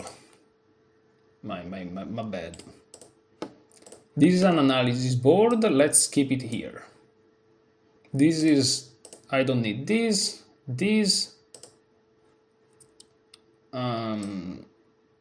And we have the Benjamin Bock game. Okay. Let's flip it like this. So Bock took. I mean, it's the main move, but I don't really like this database. Yeah, let's not use this database. It's a little bit weird.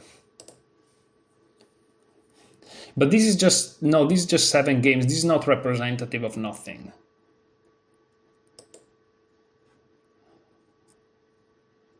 And C takes d4 seems to really give equality. So in these cases, if you open 2 boards, by the way, it's just gonna tax the computer tremendously and it's just slower. Also, I don't think you can run Stockfish on 2 boards, so it doesn't matter if I have 1 board open or 2. It's just 1 analysis at a time. So yeah, it seems like C takes d4 is objectively the best move.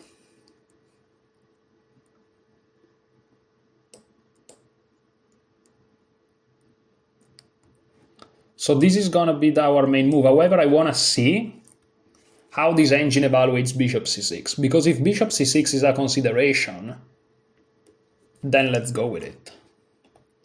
But yeah, Ganguly explores bishop c6 quite throughly. And I like it. It seems like quite nice. Bishop c6. What does he suggest on bishop c6? To just castle. And then what does he covers? Knight d7, which is logical. So he suggests to just castle. I would really love to tell him to just analyze 1 or 2 lines, because this is just gonna make it so much faster. I don't care about 3 lines, dude. Just give me 1 line. Also, this line is the same. What's wrong with this? What's wrong with this engine? What? What's wrong with the guy? Stockfish 17, depth 22, but see how slow it is? It's embarrassing. Well, since we know that, yeah, but here I wanted to wait a second to see the evaluation. But it seems like the evaluation is equal after bishop c6, so I'm happy to see this. And instead, Bock didn't play bishop c6. He played c takes, which is completely fine, by the way. But again, there is this problem of bishop takes, e takes, and castle, which it seems like it just gives white this very, very easy to play position, which I don't know. Maybe I like it, maybe I don't. I'm not sure. Maybe I like it, maybe I don't. Who knows? Who knows? And again, as you can see, this is very tedious work.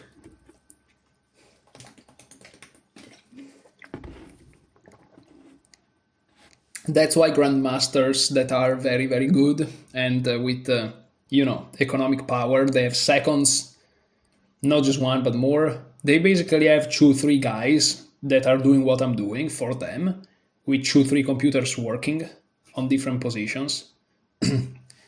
And that's kind of what chess is nowadays, but not really. I mean, you shouldn't be too hung up in these things. Like, you may say, oh, so this is what everyone does all the time with chess, but not really. I mean, this is just something that I'm doing now, and is a very small part of my overall preparation and studying chess in the grand scheme of things. So don't think that that's what I do all the time, because that's not the case. Okay, so it seems like this position evaluation is equal. Ganguly suggests to castle, if I'm not mistaken, yes.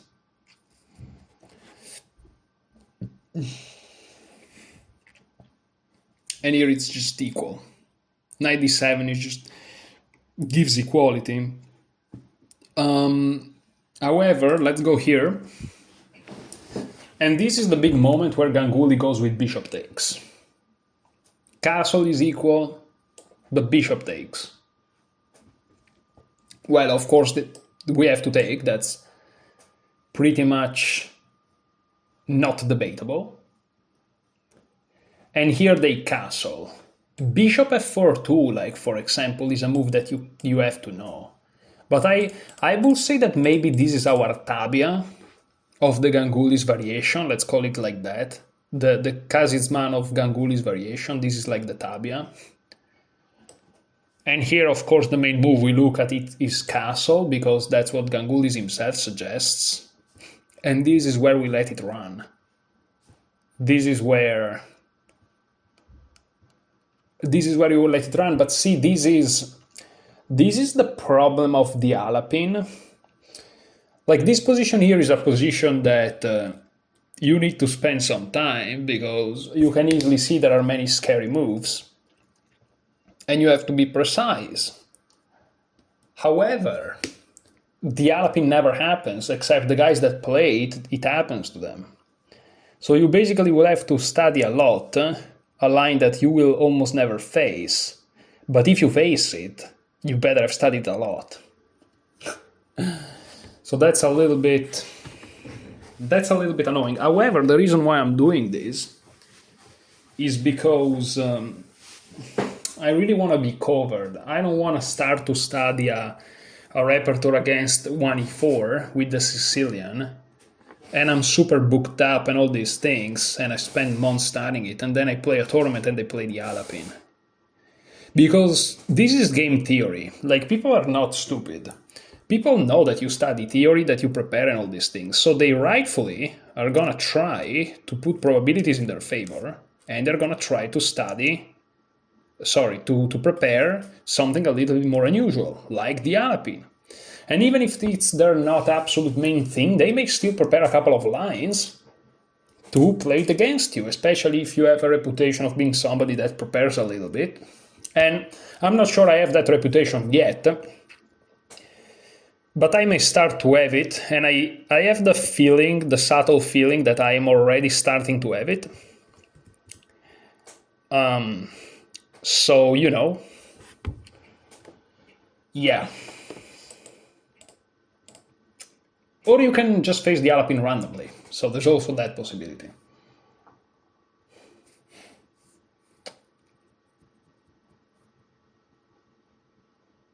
So here the fact that the engine is giving up a couple of moves, knight c6 and d takes c5 is of course very, very nice, because of course I'm going to play the one that Ganguly doesn't cover, except Ganguly probably covers both.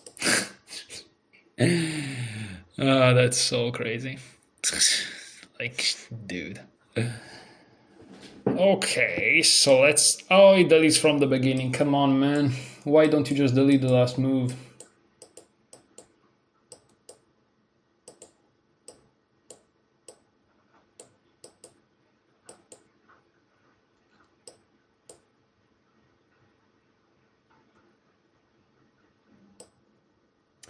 So bishop c6 is actually the one with most lines, so perhaps consider to be a little bit more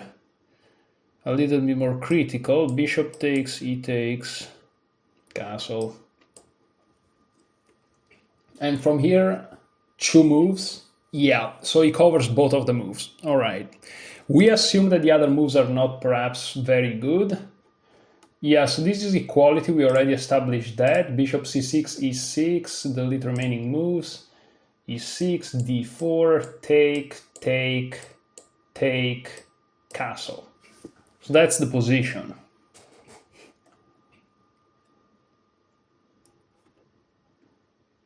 You see, for example, bishop e6 seems to be a move, which would be this move. Like, humanly speaking, you may want to play bishop e6, you know? It's just because, again, and this is very important, this is what I said in the beginning, you don't want to lose the focus of what you're doing. You're preparing moves that then you're willing to play over the board against a human, okay? And you want to feel comfortable. You don't know if this is round 9 of a grueling tournament.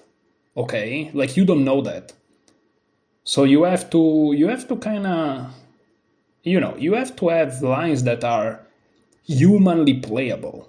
You don't want to go into craziness. Like right now we have triple pawns, but we are up a pawn. So we really have double central pawns, and there is already tension between these two, so the situation is most likely going to be resolved. So for example, playing d takes e5 to me seems extremely natural, because we don't have double pawns at that point. And you may say, yes, you do, but again, we are up a pawn, so it doesn't matter. It's like we don't, which is very encouraging. So I'm really leaning towards d takes c5, which, by the way, will be the deviation from Bok's line. Because Bok played knight c6. Bok played knight c6, if I'm not mistaken. Let's see. Yeah, knight c6. That's what Bok played. But the problem with this line is that, rook e1, bishop f4. Instead, an advantage of the move d takes c5 is that it's a little bit more forcing. After d takes c5, I have the feeling that white doesn't have that many good moves, which of course, from our point of view and preparation, is huge. And hopefully, if anyone is here, we are 2 hours and 9 minutes in, and this is where the interesting things start to happen. This is where the excitement starts to come. Already the difference between knight c6 and d takes e5. As you can see, the engine may minusculely prefer knight c6, but we can tell that practically speaking, d takes e5 may be better. And after d takes e5, they may have some moves that looks natural that maybe are not good. Like after d takes c5, rook e1, what about e4? And you start to see that maybe we can kind of claim to do something interesting here. I don't know.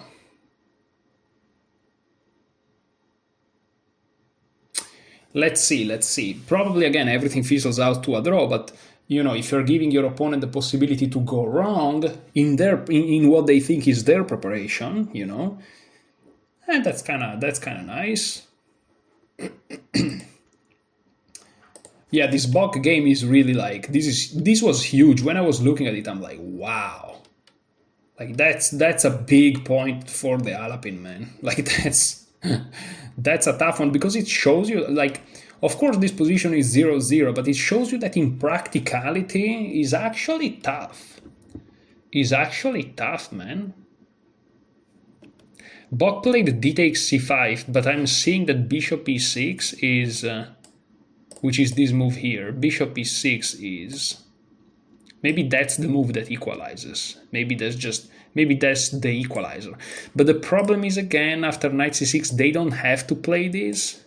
What if they play rook e8, for example? It's not so...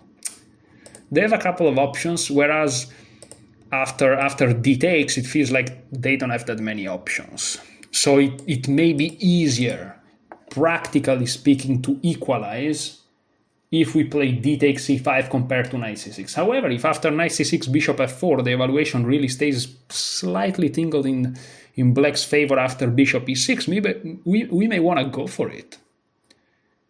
Because then we may have another... And after knight c6, if rook e1 is not too big of a deal, which it may be.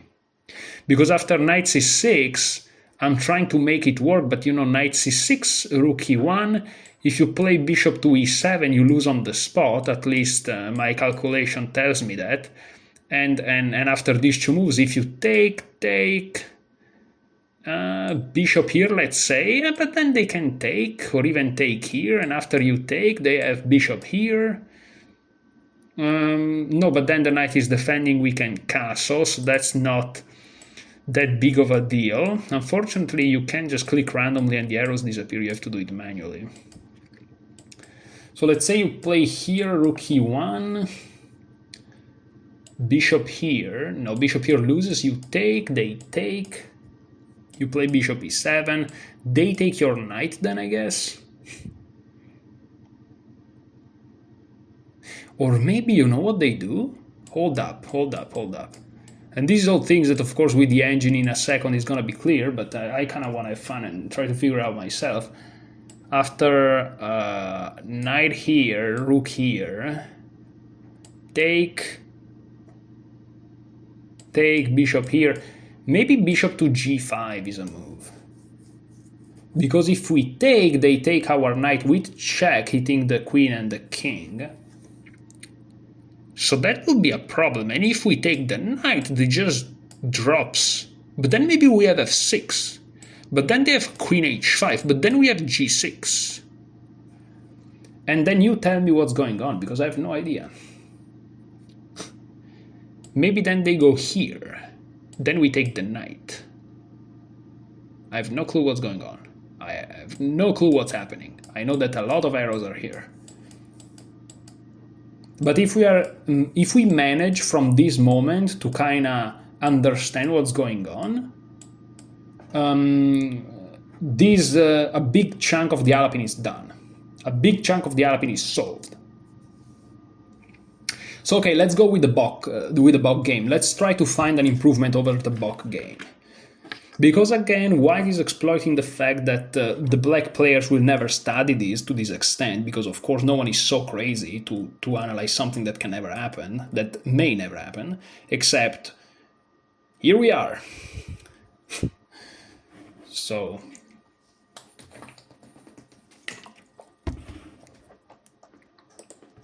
knight c6.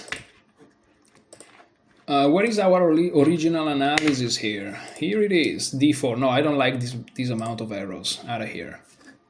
So if we take, let's do it like this. They are gonna do this. Okay, I like those colors a little bit more. They're a little bit easier to the eyes. Okay. Let's take it anyways. Let's take it. We accept white's challenge and release some central tension. From our point of view, my keyboard unfortunately a little bit, we play this move to force some matters, to make it harder for white to deviate. Bishop takes d5. This is Ganguly. Big idea. It triples our pawn and castles. Okay. We now have triple pawns. However, we are up a pawn, and the d6 and e5 pawns are frictioning. So, very likely, this tense situation won't last that long. We argue that it will soon be resolved and will fizzle out into equality. So this is our argument, this is what we are saying. It looks ugly, but again, remember, we are up a pawn. And we do not scare easy. So castle. Again, white ignores black's central mass in favor of development. At this point, is important to not be greedy.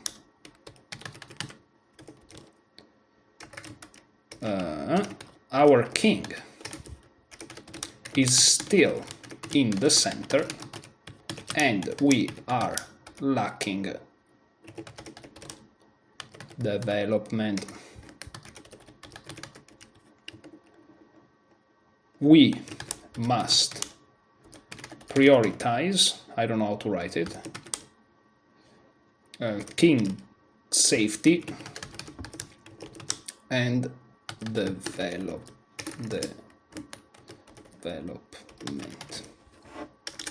So based on that, what are we gonna do? Well, we'll see. We will see, my friend.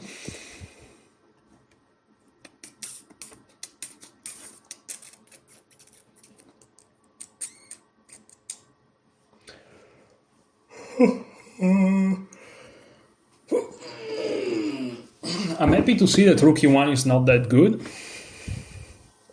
Very happy to see that. So rook e1, I have to be careful not to click on buttons. D takes. Okay, let's just look at here. Let's just do the arrows. Knight takes, bishop e7, c takes d4. So we both have the double pawn, the isolated pawns. Castle, knight c3. And it kind of feels alright. I don't like this f6 thing. Takes, queen d3. And it changed.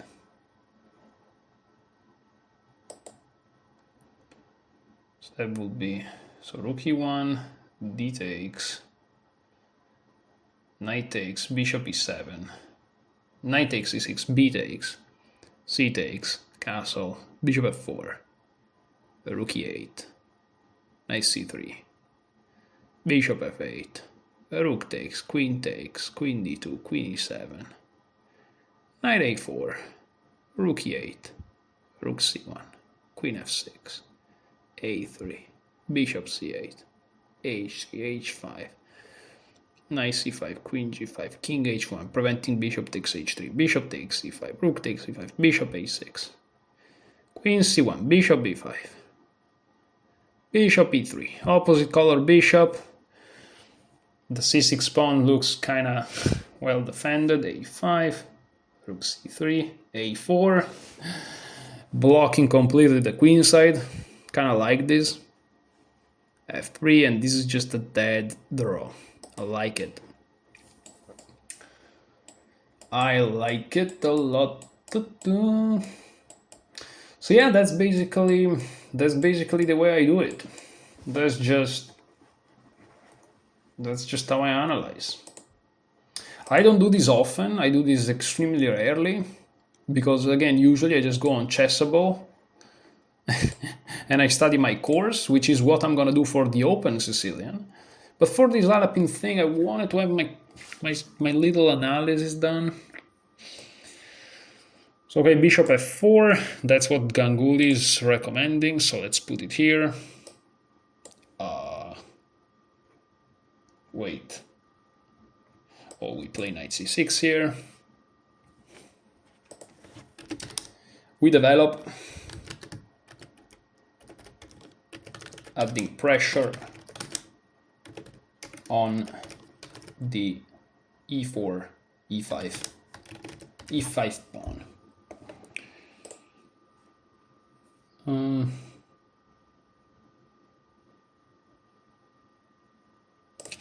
We are also over protecting the e7 square in case the e-file opens up and our bishop is there. So yeah, this is important because there are some tactical lines where, you know, the fact that after we take, for example, the fact that this guy is defended makes it a little bit better for us.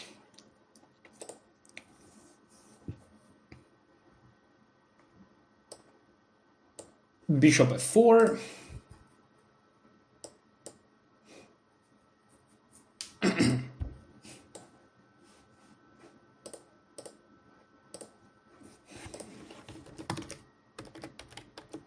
Ganguly's recommendation.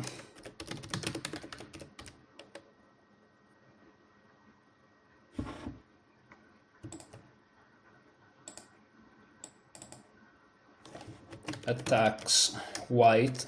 Let's give a subject to the sentence. White attacks d6 pawn and threatens not only to take it for the sake of winning a pawn, but also to open the potentially deadly e-file. Okay, so that's scary. That's scary. Engine. We need you to give us good news. We can't just die like this. We need some good news, Engine. Come on, dude. Come on, man. We need the good news, bro.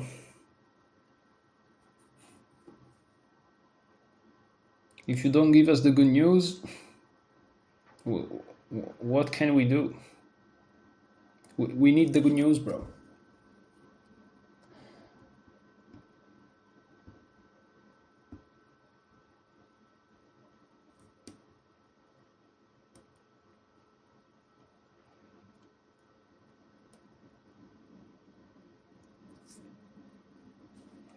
It seems like bishop e6 is the good news.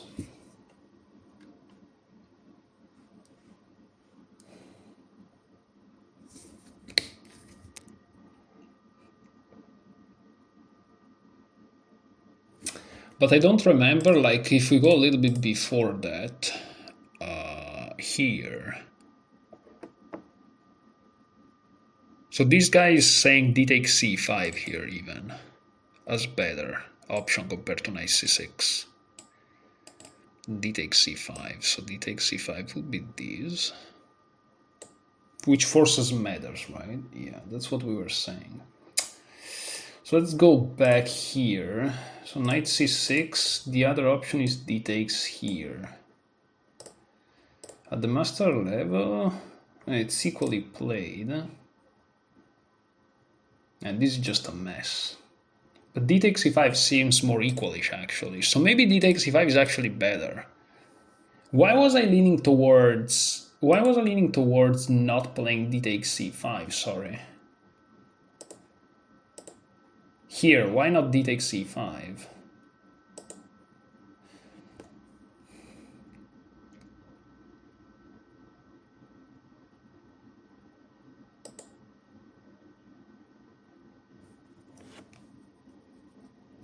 Yeah, d takes c5 seems to be the most.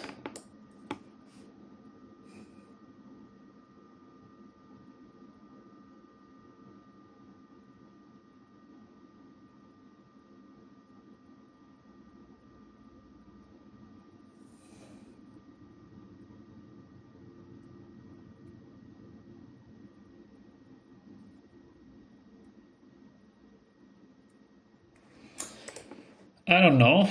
So knight takes, and here, let's say knight c6. I'm curious to see what happens here. But I guess there are a bunch of moves.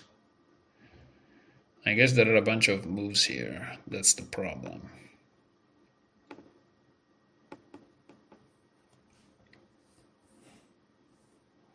Rook e1 is a move. Everything's a move. But rook e1 transposes to the other line.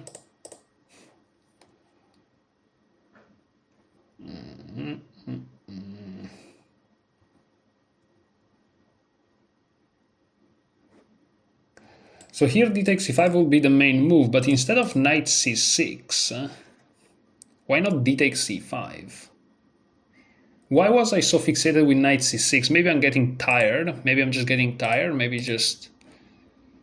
because yeah, here d takes seems to be like the main thing.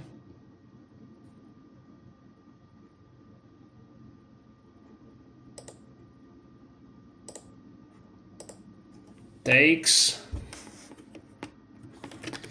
we clarify the situation in the center.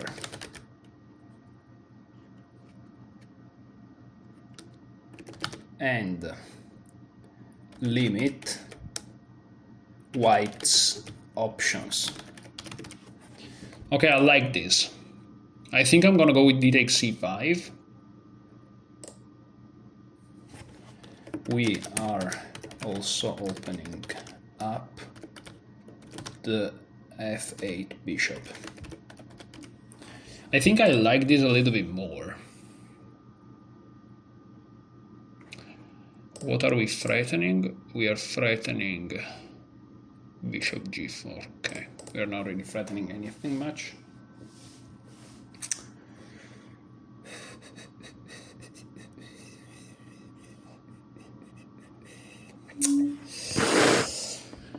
All right, so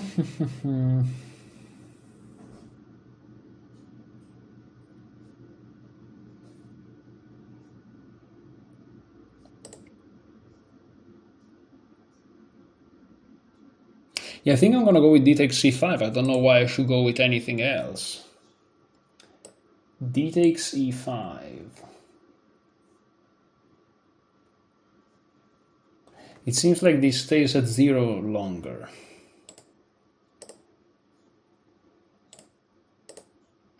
What I like about d takes c5 more than anything, aside from evaluation, is that it's forcing.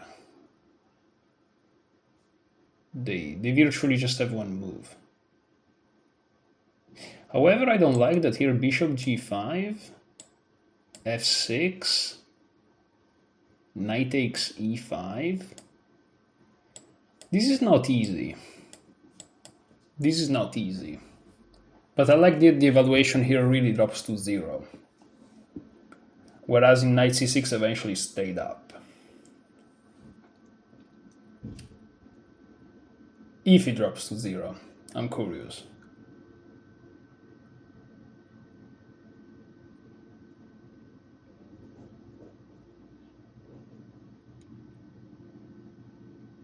This will be improvement over box game. Again, box game,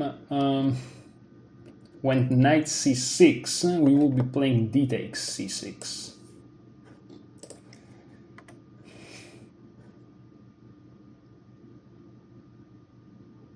With equal results.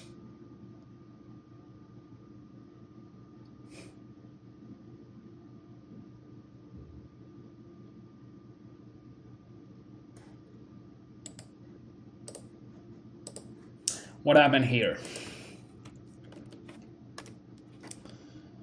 What happened here? White won here. What happened?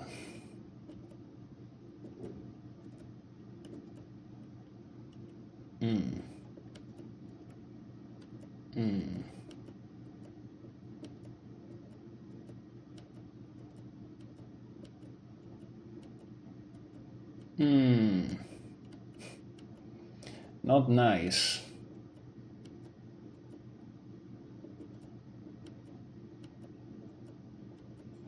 Not nice.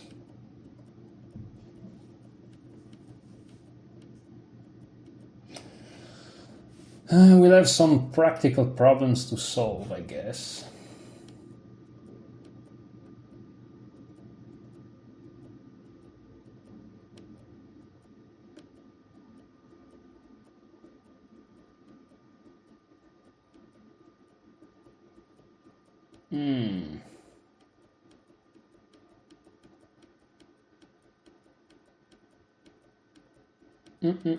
Not good, not good.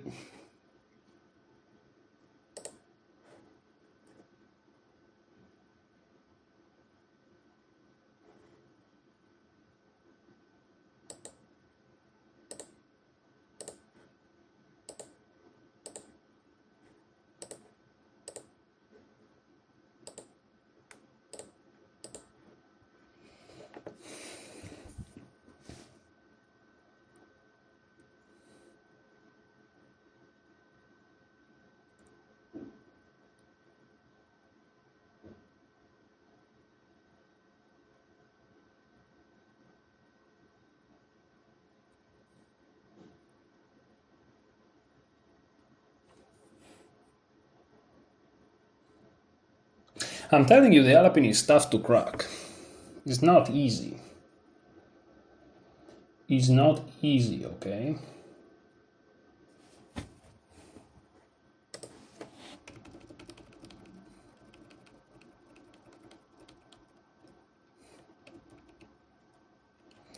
Because, okay, this is equal, but I guess you have to know how to play endgames. But that's the case. If that's the case, this is fine. What about c5? c5 is bad, okay. Bishop here for some reasons. To block the pawn, I guess.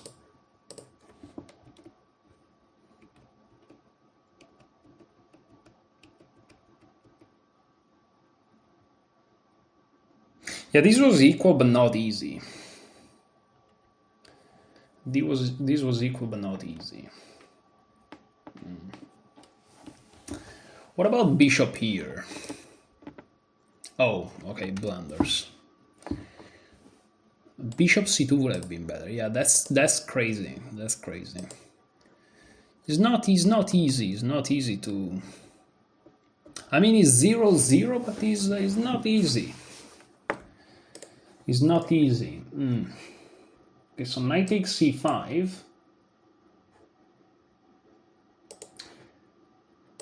Which is also the recommendation. And here knight c6. Maybe there's something. Maybe there's alternatives here.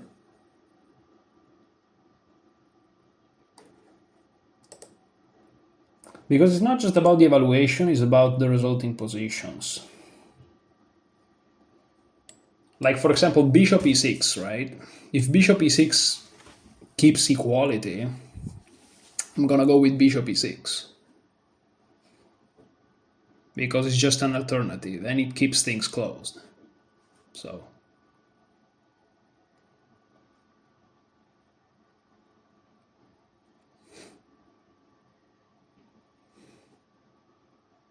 And compared to the game that we just mentioned, for example, bishop e6, queen here, knight here, takes, it feels like queen here is just a little bit more.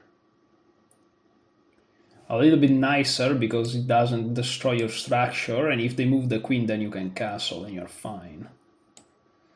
So perhaps bishop e6 is the answer? Maybe bishop e6 is the answer to our problems. It's a very logical move too. We just saved the bishop pair, that very famous bishop pair we were talking about. Because here's the difference. If you play knight c6, right? Knight takes, b takes, queen takes. Now after queen here, they may check, winning a tempo. And perhaps we can still do this. Perhaps we can still do this. But I don't know. Then there is queen here. And we still can't develop this bishop, and they can't take here because this is pinned. So there are some nuances, because ideally we want to castle our king without compromising our pawn structure. I don't want to double my f-pawns if possible. So maybe bishop e6 is gonna be the improvement to this madness.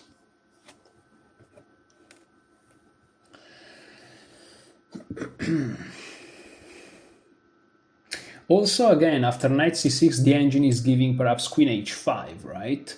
So bishop e6 is always a move that you want to do anyways. And after bishop e6, you are saying, hey, I'm up a pawn. So also, again, we are kind of forcing their hand. And queen h5 does nothing. Because there is no rook here to add pressure. So bishop e6 looks really, really, really, really, really interesting. So I think I'm gonna go with it. And as soon as I say knight c6 may seems like extremely, very slightly more accurate, perhaps.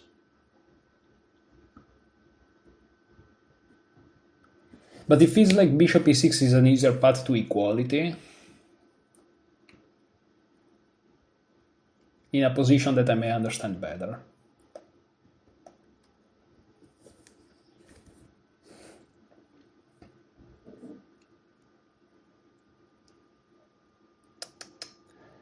I don't know. It feels like a little bit more natural in a way.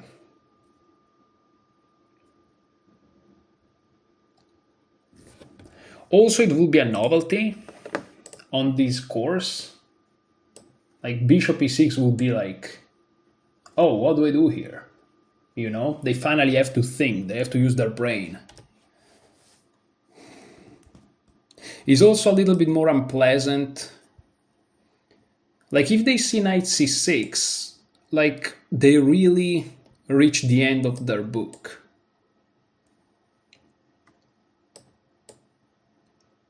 They really reach the end of their book. Which is satisfying. Which, you know, it's just players are a bit weird. I would know. So, yeah, not allowing them to have the satisfaction of reaching the very last move of their preparation. You know, it's kind of nice. This is lagging, by the way. Knight c6 is not a move. It's chessable going insane. Chessable just crashed. Let's close a couple of. So this is equal.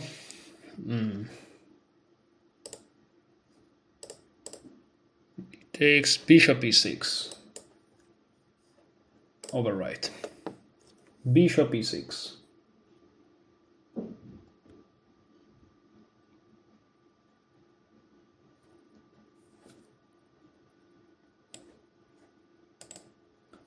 Queen a4 is giving some crazy lines, but this is just depth 22. So I'm gonna put bishop e6 here.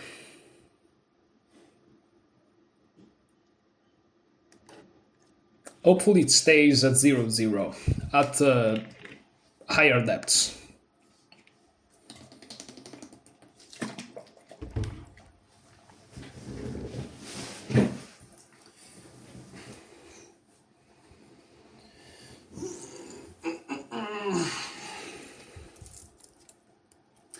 And there is quite of a crazy line with queen a4, knight c6, knight takes c6, queen d7. What? What? How is that legal? Queen a4, knight c6, knight takes c6, queen d7. Wow.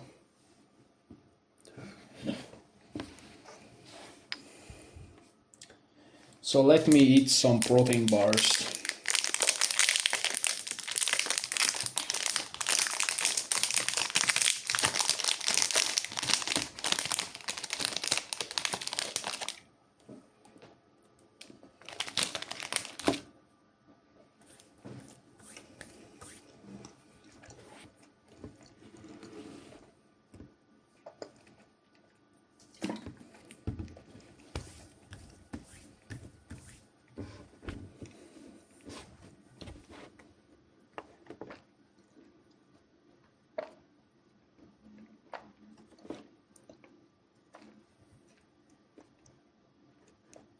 So, okay, seems like this is equal.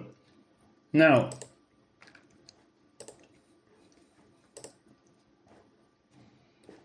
since this is a novelty on,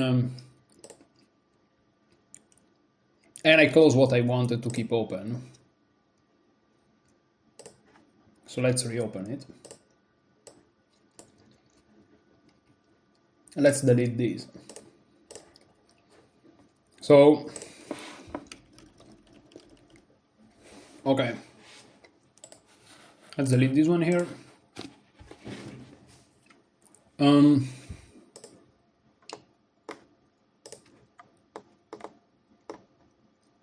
Hold up, wait a second. Here we are. So here what do they do? Knight takes. We are still following Ganguly's. course, white takes a pawn back, leaving us still up a pawn. So we should say white takes the pawn back, because it's not just a random one, but it's a specific one. Leaving us still up a pawn. Yeah. But with the double isolated d pawns.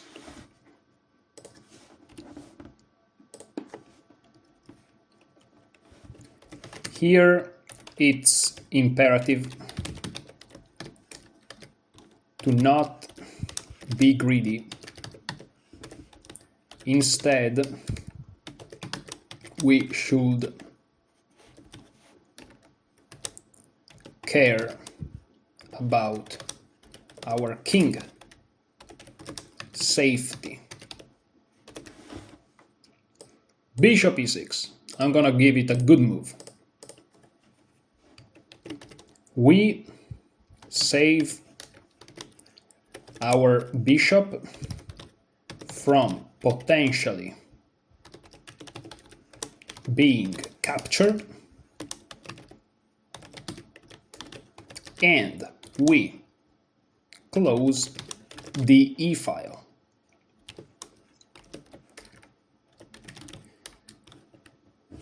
In the meantime, we are asking,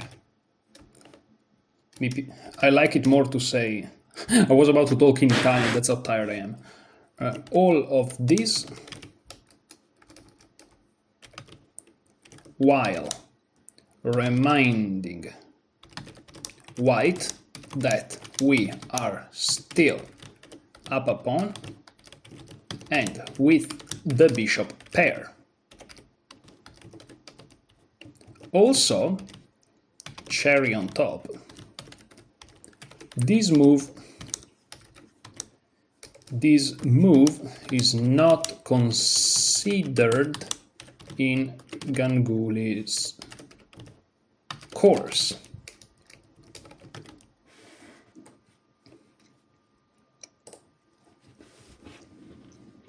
Okay. And from here, of course, there are a couple of critical lines, queen takes d4 and queen takes a4, right?